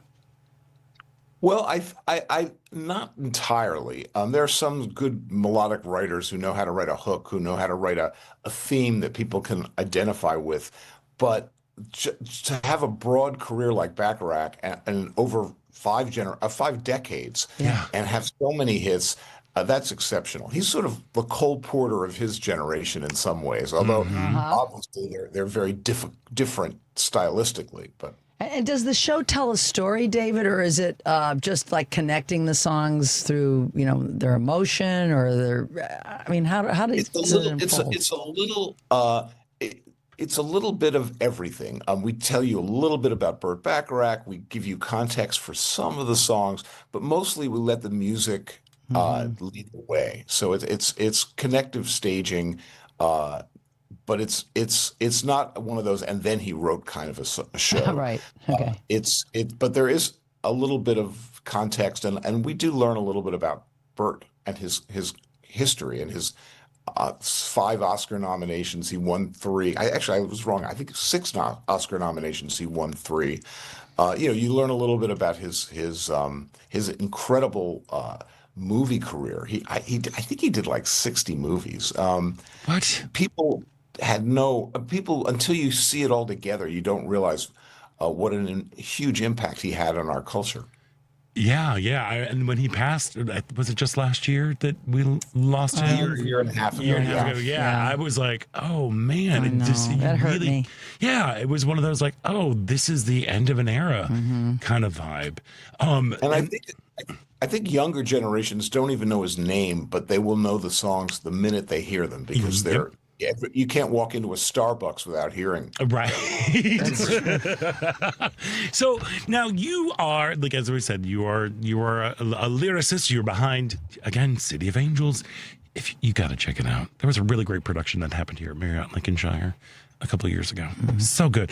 But how was that transition from lyricist to director? What was that like? Well, I've been doing over the years. I mean, directing is fun, and my day job is still writing lyrics. Although I've directed shows, some of which I've written, some of which it's kind of a treat to have somebody else bring you their show, which is what happened with Going Bacharach. But I think it's the same talent basically. It's editing and taste and it's just and it's fun. I love directing. It's a really heady experience. Yeah. It's nice to be at the end of the food chain, Right. That's true. I love that you keep bringing up taste because it feels like Burt Bacharach is the epitome of like taste and sweat. There's this sort of just like elevation. There's an intelligence behind all of his music and behind his songs. And I love that that's kind of the vibe. We also had a caller earlier who was like, it's also the kind of music that you want to put on when you got a little company coming over, if you know what I mean, Well, what you said about what the world needs now, I think that's really true about Going Bacharach. Of course, their iconic song, What the World Needs Now is Love, Sweet Love.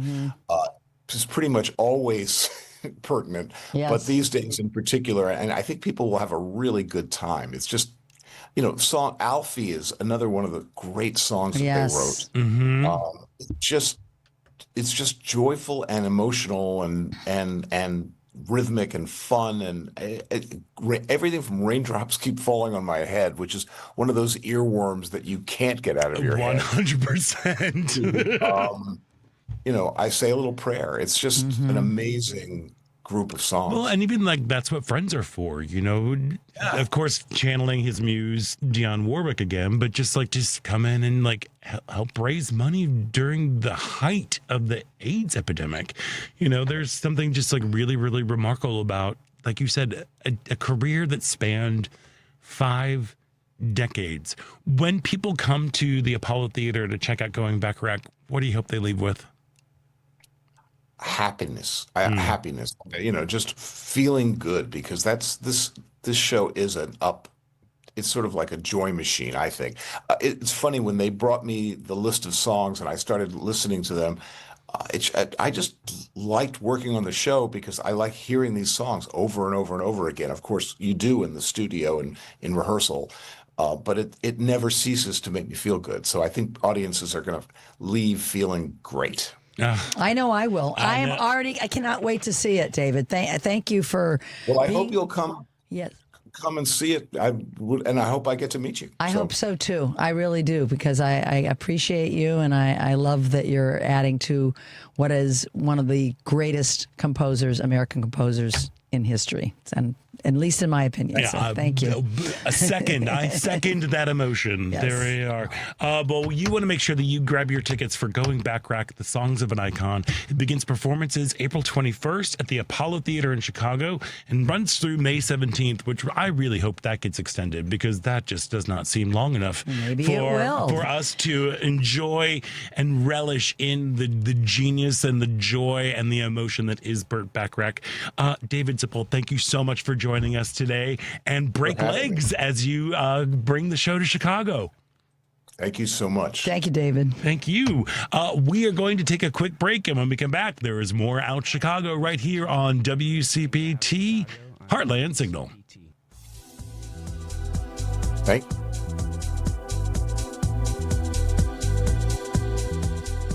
North Shore Center for the Performing Arts proudly presents an extraordinary musical event. Michael Feinstein and Linda Eder take the stage together for 2 unforgettable evenings, Wednesday and Thursday, April 22nd and 23rd, at the George Van Dusen Theater in Skokie. Feinstein, a multi-Grammy Award-nominated interpreter of the Great American Songbook, joins forces with Broadway powerhouse Linda Eder for a night of timeless songs, soaring vocals, and elegant storytelling. Tickets are on sale now at Ticketmaster.com. Experience 2 legendary voices live on stage.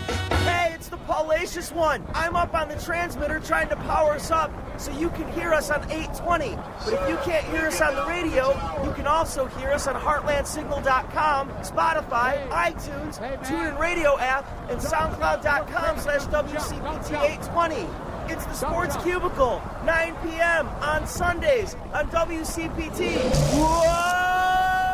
The Sports Cubicle, Sunday nights at 9 p.m. on WCPT 820, where facts matter. In Illinois, animals are being tortured illegally for fun. Horses are whipped and punched in the face. Terrified steers are beaten and shocked with electricity. Animals with broken legs and backs receive no medical care. Why won't political leaders stop this criminal abuse? Please visit www.steertailing.com to help showing animals respect and kindness abolish these criminal acts. And please tune in on Saturdays at 5 p.m. for Chicago Alliance for Animals If Cage Walls Could Talk. The Hal Sparks radio program. What's Baby Yoda? Baby Yoda. Baby Yoda, which is, by the way, a lie. Yoda is a human being. That's what we look like when we're 900 years old. That's how we age. There is no Baby Yoda. Sorry to burst everyone's bubble. Well, he's 50 years old, so. Hal Sparks, Saturdays from 11 to 1 on WCPT 820, Chicago's Progressive Talk. From energy to public health, extreme weather, the economy, and more, Climate Connections makes the global local. Hear it weekdays during the Thom Hartmann program and during Joan Esposito, live, local, and progressive, right here on WCPT 820, Chicago's Progressive Talk, where facts matter. Out Chicago. I always like to give Scott a little something on his birthday, and I like to do it on the air. Oh, my goodness. Thank you. There better be a lot of cheese in here is what I'm hoping for. Well, there is. You know the key to my heart is cheese. I am Midwestern through and through. You cut me, I bleed Velveeta. We know. I love it. Catch Out Chicago every Sunday, 11 to 1 on WCPT 820. Chicago's Progressive Talk, WCPT 820, where facts matter.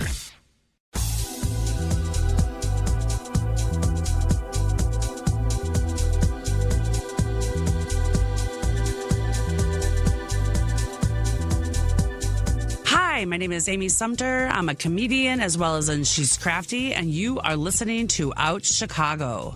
Welcome back to Out Chicago. Scott Duff and Ella Miller rolling along. Yes, we are. Singing a song. Greek Easter. And on Greek Easter without any red eggs. Mm-hmm. Just saying. I'm sorry. Just saying. I know you were traveling. You got home late. It's okay. It's all right. It's all right.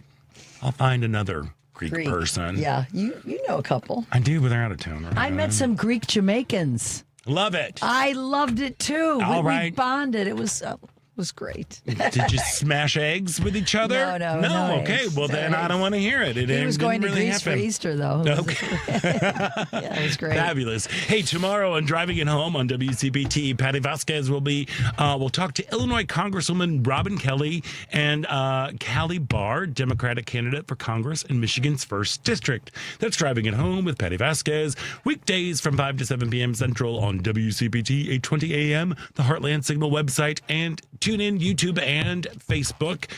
Look, if we're talking about some joy and ridiculousness and fun, things are about to get super camp-tastic up in Lake Forest at Citadel Theatre when they open up Ruthless, the musical, a gleefully twisted satire that follows Tina Denmark, an adorably sociopathic 8-year-old who will stop at nothing, including murder, to land the lead role in her school play. Again, this feels like the Scott Duff story. And joining us now is actor Bob Bullen. Bob, welcome to the show. Hi there. How are you doing today? I know you are in tech right now, so thank you so much for taking time out today. Yeah, we just finished Act 1, and now we're having a break before we go into Act 2, and as I'm talking to you, I'm in full beat right now. Come on now. Come on, full beat. I love it. Yeah. So can you, I think I did an okay job of telling what the story's about, but can you tell our listeners a little bit more about Ruthless, the musical? Yeah, well, Ruthless, the musical, is a musical that premiered off-Broadway in the 90s, and a fun little fact is that the little girl who plays Tina Denmark was originated by Laura Bell Bundy, and her understudies were Britney Spears and Natalie Portman. Yeah, those people. Yeah, those people. It's just about a little girl who will do anything to be the lead in her school musical. It's based on The Bad Seed, All About Eve, and it's a parody. It's a comedy. It's an ensemble musical comedy, and I played Tina Denmark, the little girl's stage agent, who helps her kind of realize her destiny, either in the best way possible or not. So, yeah. I mean, it's just a hoot. I love that it goes after these tropes of, like, The Bad Seed and All About Eve, and, of course, includes some fabulous drag that's going on. Yeah. Have you done... go ahead, sorry. Oh yeah, it's usually it's an all-female cast, and usually this role, Sylvia St, the stage agent, is played by a cis man in drag. So yeah. Have you done drag before? About 25 years ago, when I first moved to the city at Charlie's Chicago. So it's been a hot second. Oh my gosh, that brings back memories. Bob, why this is a cult favorite? What is it about it that people love most, do you think? I think it's the fact that it's a musical that features women being ridiculous and behaving badly. I think there's a bit of that. I think there's the lore of it being, the musical that Britney Spears was in, but it's also just incredibly funny. It's one of those shows that, like, is a laugh a minute, and people who love the show and know it love the show, and the people who don't know it are in for a real treat. Yeah, 100%. And especially, like, I mean, this sounds so... Look, I don't want to poo-poo comedy because I love comedy. I am a comic, and I love it. And people don't understand exactly how hard it is to do comedy, because comedy feels nice, like it makes you laugh. You get people to laugh, and it feels lovely, lovely, lovely to laugh. But people forget that it's really a forceful act because you are making someone laugh. It is a skill that not everybody has. What has been the rehearsal process been like, especially with, you've got younger actors in the show. What has it been like? Has there been, and I know this is going to sound silly maybe, but has there been a dramaturgical work in terms of let's introduce these younger people to The Bad Seed, to All About Eve, probably not to Showgirls because that's just a little too much for that age group. But you know what I mean? What has that process been like so that everybody's all in the same play? Well, we have two Tinas who are alternating. They're Olivia and Kat, and they are, let me tell you, they're such professionals. We're trying to keep up with them. They're always book and ready, the first rehearsal, and they have an innate understanding of what this role is, which is scary or not at the same time. They get it. And so it's been really fun. We've had a pretty truncated rehearsal schedule, so we all we all were cast about 6 months ahead of time, so we were all ready to come, ready to just get the show up on its feet and then fine-tune that comedy component, because that's what really makes this show funny. So, yeah, the two little girls are ready. They are the stars. We're just keeping up. Oh, yeah, always put your money on the showbiz kid. The showbiz kid will show up. They will be professional. They will know all of their lines. My microphone just went out. There we are. They will know all their lines. They will know their choreography. They will know, they will be on it. Yeah. You give them a change in blocking, and they remember immediately. Meanwhile, us old people are like, what? What's happening? My world is thrown. Yeah. Like, I don't know. Yeah. I guess it was W.C. Fields who said, like, never do a show, never work with kids or animals. Yep. And I'm like, I think that is completely wrong. How did you build your character of the agent that's coming? Which I love that an 8-year-old for the school play has an agent. Yeah. Well, she the agent discovered her and is looking to make her a star. So she's kind of infiltrated herself into the family because she sees money, she sees opportunity. So the way I prepared it is I've loved this show for like 25 years, and it's one of those rare shows that it's a baritone show, that baritone lead that is camp and drag and gets to basically be Mama Rose and a menace on stage for 90 minutes. So who can't complain? Sign me up. Yeah, and it's I mean, a lot of it was I just look at the old movies that I loved as a kid. Like, my favorite movie is Anti-Name with Roz Russell, so that's a big piece of it. And then there's a bit of a Faye Dunaway and Mommy Dearest in there. There's a bit of Ethel Merman. There's a bit of all the leading ladies who've influenced me over time that make Sylvia kind of the powerhouse that she thinks she is. And is there ever a time when you are like having to work hard not to break character and start laughing? Is that like a challenge sometimes? Oh, yeah. I mean, the show is really funny, and there's things that happen that we just have to keep it together. But I think the biggest challenge is the heels and trying to not grimace. In the heels? We had yesterday and today, and we're in heels for about 10 hours a day. You're a better man than I. I haven't worn them in 30 years. Yeah, good luck girl. Hopefully you got some good support hose going on underneath there, and you're take it able from to Scott. Sit down. He's got some hints Lots for of you. pain medication. Yes. Lots of Advil. Keep get 2 water bottles and put them in your freezer, and when you get home, roll your feet over them. Oh, see, I knew he had That's a really good idea. It's a really, I know. I've done my fair share of strutting around in heels, and boy, oh boy, those are not for sissies at all. Thank you for the tip. I will take it. Yes. So when folks come to check out Ruthless, the musical at Citadel Theatre up in Lake Forest, what do you hope is it just like just a fabulous escape that you're hoping for, or are you hoping to change lives? We're not looking to change lives. Change minds and hearts. Yeah, we're looking for people to have a good time and just feel great, having fun, being watching children be ridiculous on stage, and watching just comedy. It is an unapologetic comedic musical that is dark humor, PG-13 and above. Okay, yeah. You just come and just have a good time. We're not overthinking this. It's fun. It's just pure fun. And it's a love letter, I think, to people who love old movies and like Mame and Gypsy and all of those things. I think anyone who comes that loves kind of like that genre and likes to just laugh at like a little girl being a menace on stage. I love to laugh at little girls all the time. I just see them and I point and laugh. No. They are ready to. They're ready to be laughed at. They're having a great time. Again, never count out the showbiz kids, because they are more professional than the adults most of the time.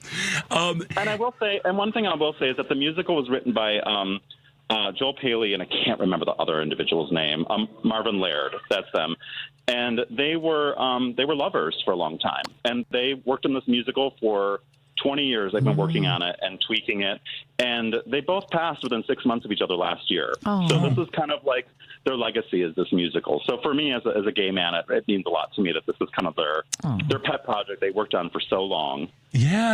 I mean, there's there is something about within the queer culture that camp is just a necessity. And it seems to me that like a lot of the younger generations, they don't really get it.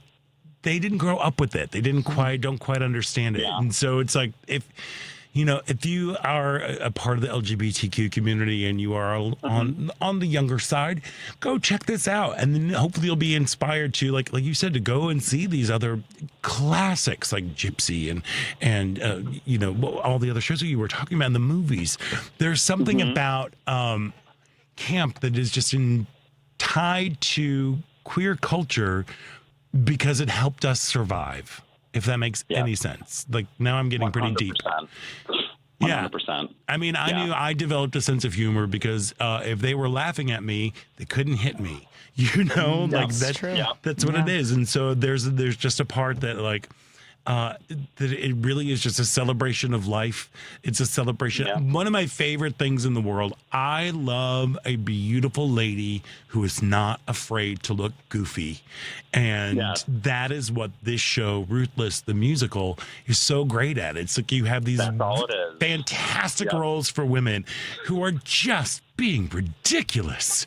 And we have some of the best comedians and singers that I've worked with, had the pleasure of working with in this show, and it's fun to see them just go 110%. Yeah. Oh my gosh. Oh man, that sounds fantastic. Really fun. Bob Bullen, thank you so much for joining us today.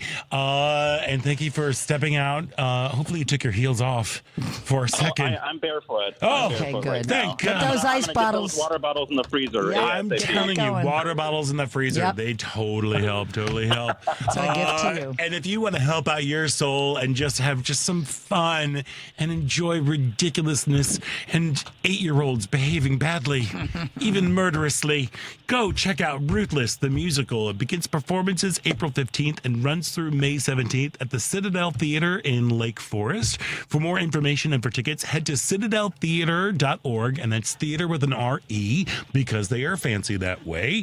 Bob Bullen, sending you so much leg breaking and so much little foot massages in your future. Thank you so much. I really appreciate it. All right. Good luck with tech. Thanks, and break all the legs. Thank you. I will. Thank you. Thank you. All right. We are going to take a quick break. And when we come back, it is the final thrilling show-stopping moments about Chicago right here on WCPT Heartland Signal.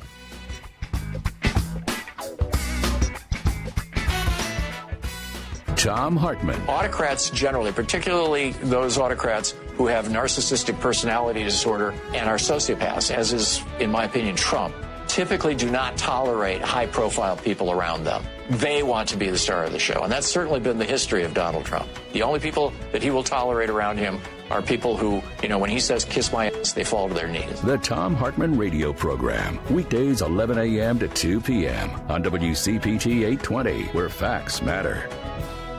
My name is Whitney Allen, and I'm a widow. My husband, Ryan, died. We never thought we'd ever have to use life insurance, but the unexpected happened. With Ethos, signing up was fast and 100% online. You can get a quote in seconds, apply in minutes, and get same-day coverage. No medical exams, and you can get up to $3 million worth of coverage. I'm grateful we were prepared. Get your free quote at ethos.com/term. That's ethos.com/term. Paid spokesperson. Time spent on application may vary. Online health questions required. Hi, I'm Marcel Spears. Keeping our global neighborhood safe is a tough job, one made just a bit safer with the help of America's brave military dogs. These dogs, who often take the same risks and make the same sacrifices as our human warriors, keep our troops safe by sniffing out bombs and IEDs, locating enemy positions, and bringing a sense of comfort and home to an almost unimaginable circumstance. Yet, when these brave canine heroes retire, they're not always given the same treatment as our military VIPs, and are too often left overseas. American Humane works to bring home these valiant dogs and reunite them with the people who mean the most to them, their handlers, so they can enjoy happy, healthy, well-deserved retirements. To learn how you can help America's four-footed heroes, visit AmericanHumane.org. Because facts matter. You're listening to WCPT 820.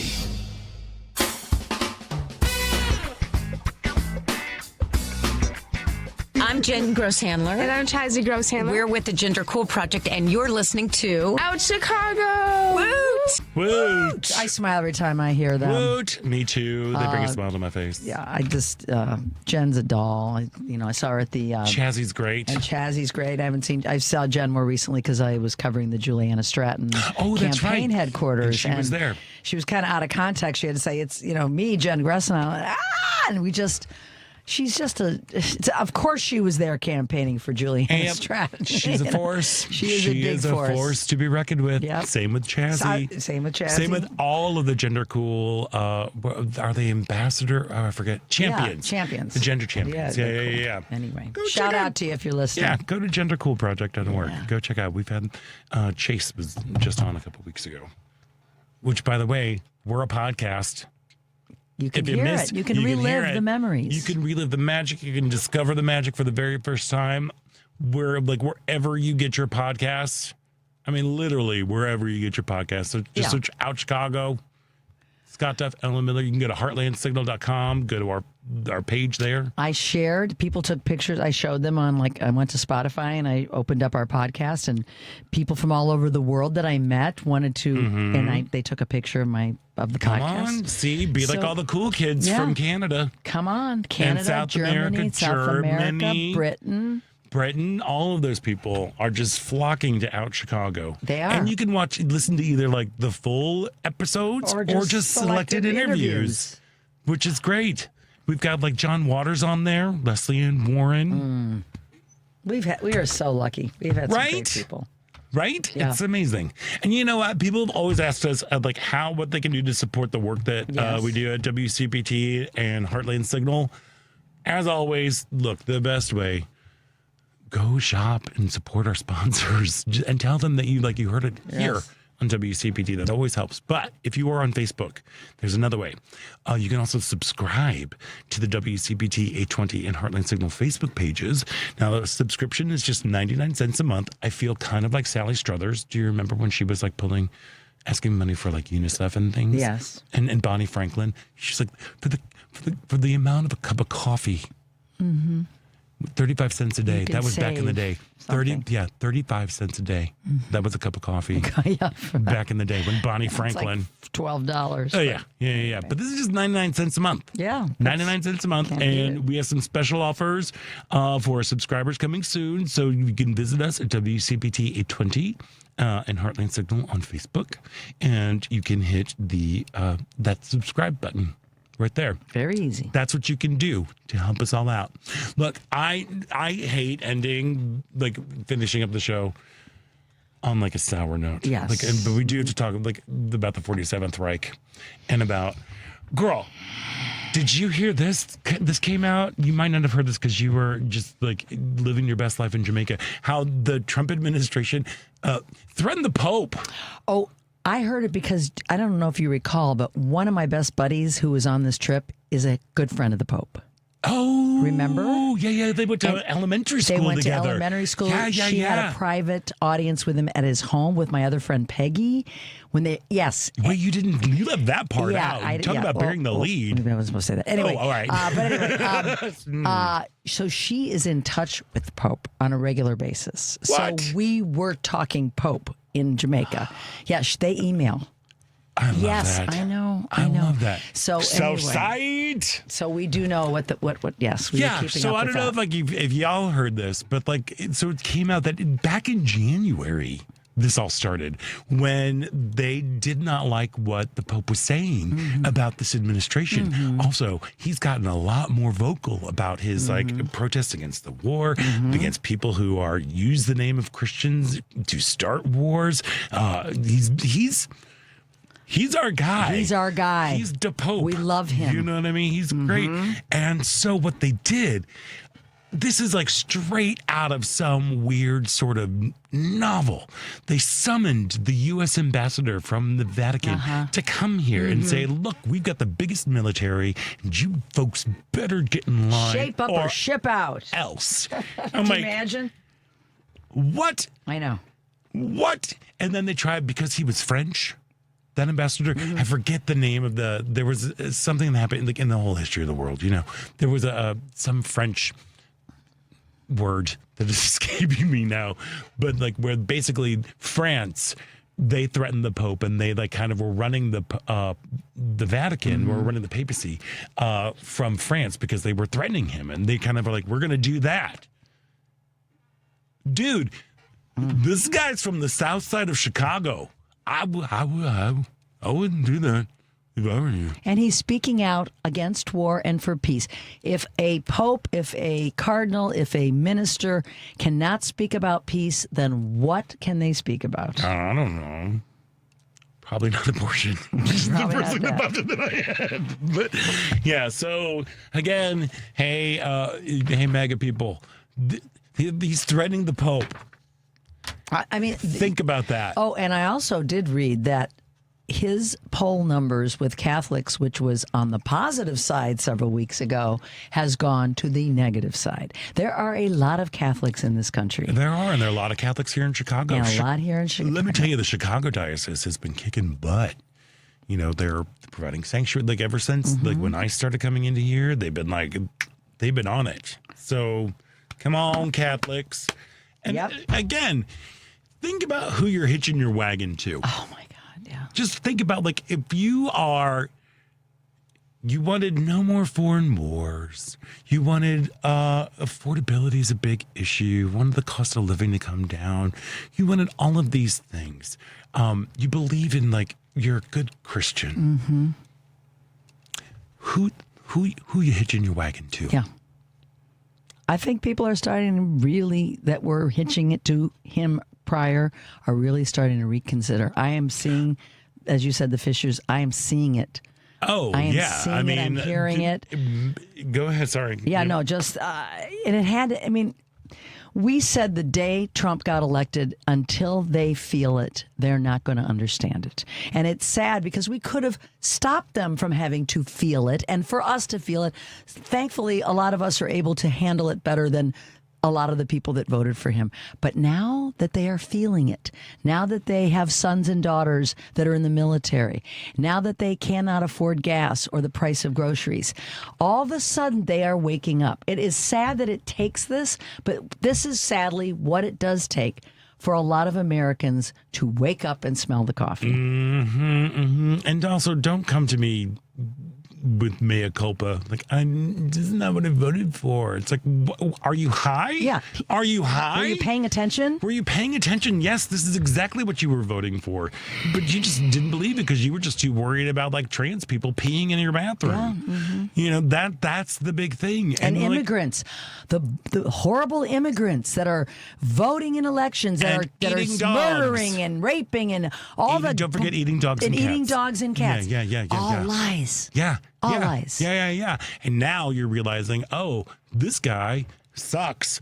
You know what? But don't expect me to be like, oh, come here, blah, blah. Like, no, prove it. You need to, like, do something, then do something. You got us into this mess. You get us out. Right.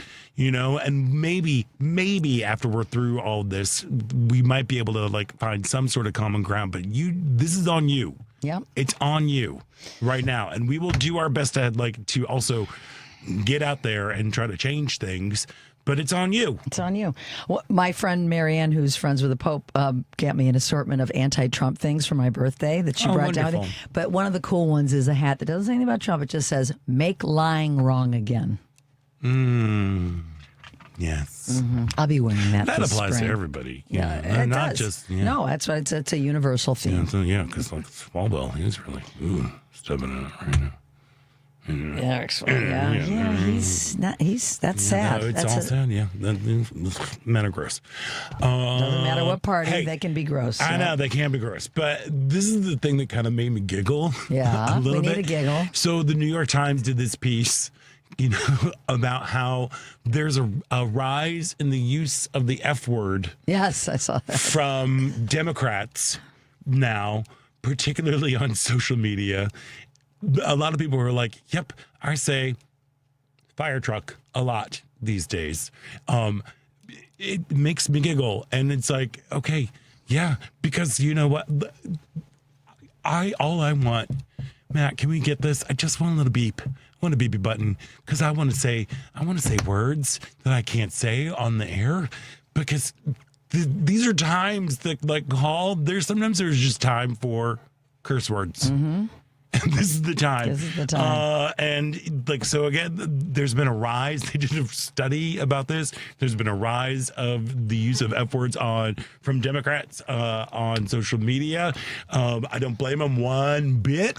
Look at Juliana Stratton's campaign. She came out with that ad that got a lot of controversy. Yeah. Does she really have to go there? Guess what? She won. Yeah. Well, but also the same thing happened with Robin Kelly. I think she had an ad that started with, "Oh hell no," and she's like, that's not me. Like that's not how I roll, which I totally get. If it is, right, it's got to be you. If it's not you, you got to be authentic. It's not you, but apparently it's definitely Senator Ruben Gallego because he's the biggest. He's the number one. He's the number one F-bomb dropper, and has been since 2019. Yeah, he's not new to it. He's not taking any crap. And then there's also a couple of reps from Wisconsin, one Republican, one Democrat, who have also been going after each other using F-bombs, and that's kind of fun to me. Yeah, I think a little harmless fun. A little harmless fun, and but sometimes it just feels good to say that word aloud. Mm-hmm. There we are. Anyway, but moving on. Yes. One thing we talk a lot about this, about how we are a divided country and we're trying to find community, trying to build community here. You just had a wonderful time of having community, and we don't have, it's so hard to build community when we don't have any real shared cultural moments in our country anymore. Back in the day, there was even must-see TV or Who Shot JR on Dallas. I remember, and I was Al Capone's 7. Vault. Or Al Capone's Vault, finding Al Capone's Vault. watching the disaster that was Geraldo Rivera's breaking thing. But there was always moments, even the Super Bowl, and I guess we still have that ish, but even that's become politicized, right? To some extent, because they're taking the knee, or people just dribble and just shut your mouth. But we don't have those moments. We don't have even television. TV is weird. It's its own thing. People are beyond the 3 networks. They're just kind of picking and choosing. Everything is curated. The news we get is curated. Everything is curated. There's nothing shared except for NASA and Artemis 2. And what an incredible 10 days that was. Now that I was trying to understand what exactly went on there, because I know that they went around the moon for the first time. These 4 people have traveled furthest from the planet Earth than anybody has ever traveled. They went around the moon. They went to the dark side of the moon. Okay. There were 4 astronauts in there, 1 Canadian, 1 black guy who was the first black man in space, and then 1 woman who was in there. And they were all knowledgeable, and they were scientists, and they were explorers, and they were incredibly brave to go and go around the moon. Did they have a lot of footage? Yes. Oh my gosh. I got to catch up on that. Do you have a subscription to the New York Times? Of course. Yes. Okay. Go there. There are so many beautiful the images. I saw everybody showing the splashdown, and they were going crazy about it. And I'm like, why?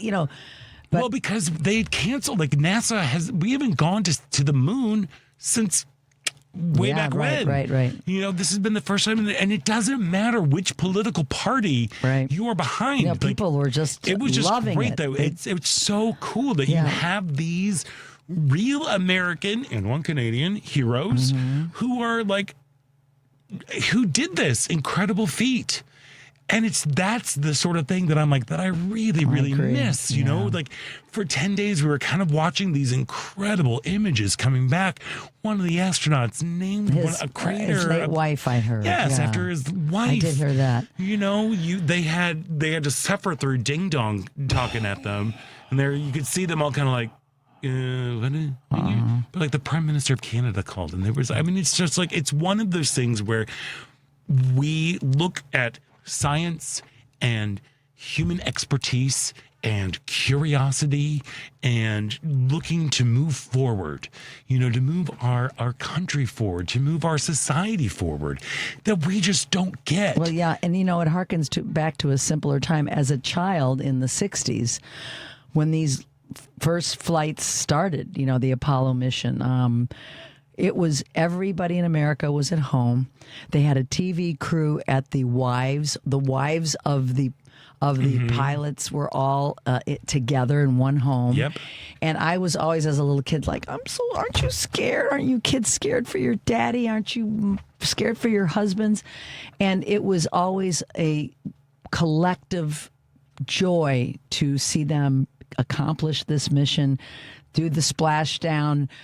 It was, you're right. It was just, there was nothing quite like it. Yeah, and there was nothing quite like it. And we all can celebrate it because it's because it's all of us. It's the one time in the past 2 years that we can be proud as a country where we have competent, smart, brave individuals who are doing an event, doing something in the name of America. That's right.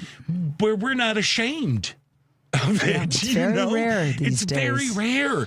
And just to have those moments. And of course, then, because again, I was trying to find it, like how can I live stream or whatever? So I'm like, I'll go over to Twitter.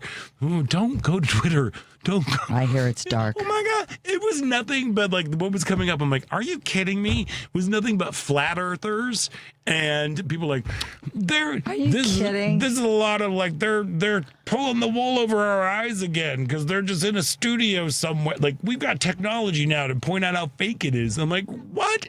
What is wrong with you? What is wrong with you? What? Again, why are you so mad and so angry, MAGA, and that you just can't just accept something that is really cool? Really it's a cool. Defense mechanism. I know, but it's one of those. But why are you mad? You've got all three branches of government that are running things and everything. Because deep down inside, they know they're responsible. Well, not even no. They're just sad people. They are sad. They're sad people, and not brave, incredible astronauts who came. I believe they came in at 24,000 miles an hour. What? That's how fast they were coming in. There's a moment where it comes in so fast and so hot that it has its own little orbit around it. It is harrowing. So when the splashdown happens and you see these things happen, they all emerge safe and they're back on the planet, and they have never just done something that we as normal human beings probably won't do. Probably not. We need to just celebrate that. So thank you, NASA, for giving us that, for doing that. And moments. We need, I kept thinking about Joan Esposito the whole time because, when she was a kid, she wanted to be an astronaut. I did not know that. She did. She wanted to be an astronaut, but at the time, women weren't astronauts. No. So instead, she became a real big science fiction geek. Oh, she's a total nerd about it. It's fabulous. Oh, I didn't know that about Joan. There we are, a little bit about Joan. Although I think her downstairs room is a Star Wars theme. I'm sure, yeah. Now that you think about it, you're like, there are signs. Yeah, there are signs. It all makes sense now. That are going on there. So, again, congratulations to the entire crew of Artemis 2. Thank you to NASA for helming this, and you could just see the joy because it would cut back to Houston and you could just see them all just being so excited and just nerding out. I love that. Science and things that help our brain grow. So, thank you. And I hope that you can have things that make your brain grow this week. There we are, because that brings us to the end of another Out Chicago. I want to thank all of our guests today. I have to scroll up because my brain just went away. Yeah, no, we've got David Zippel and Bob Bullen. Thank you so much. Matt, you were incredible. Thanks, Thank you Matt. so much. Nice to see you. Paul, you're doing an incredible job back there too. Love you more than my luggage. Ellen Miller, welcome back. I'm glad you had a fabulous time. Thank you. I'm glad you're healthy. Thank you, me Christos too. Anesti to the Greeks out there. And I can never remember it. That's why you didn't bring the eggs, because it's been 12 years and I can't remember the response. Next time. And I'm Scott Duff, and until next week, stay proud.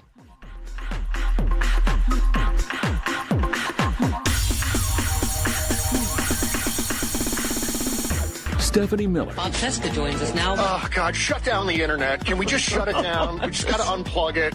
We need a timeout from the internet. Yeah. All of American society. I think,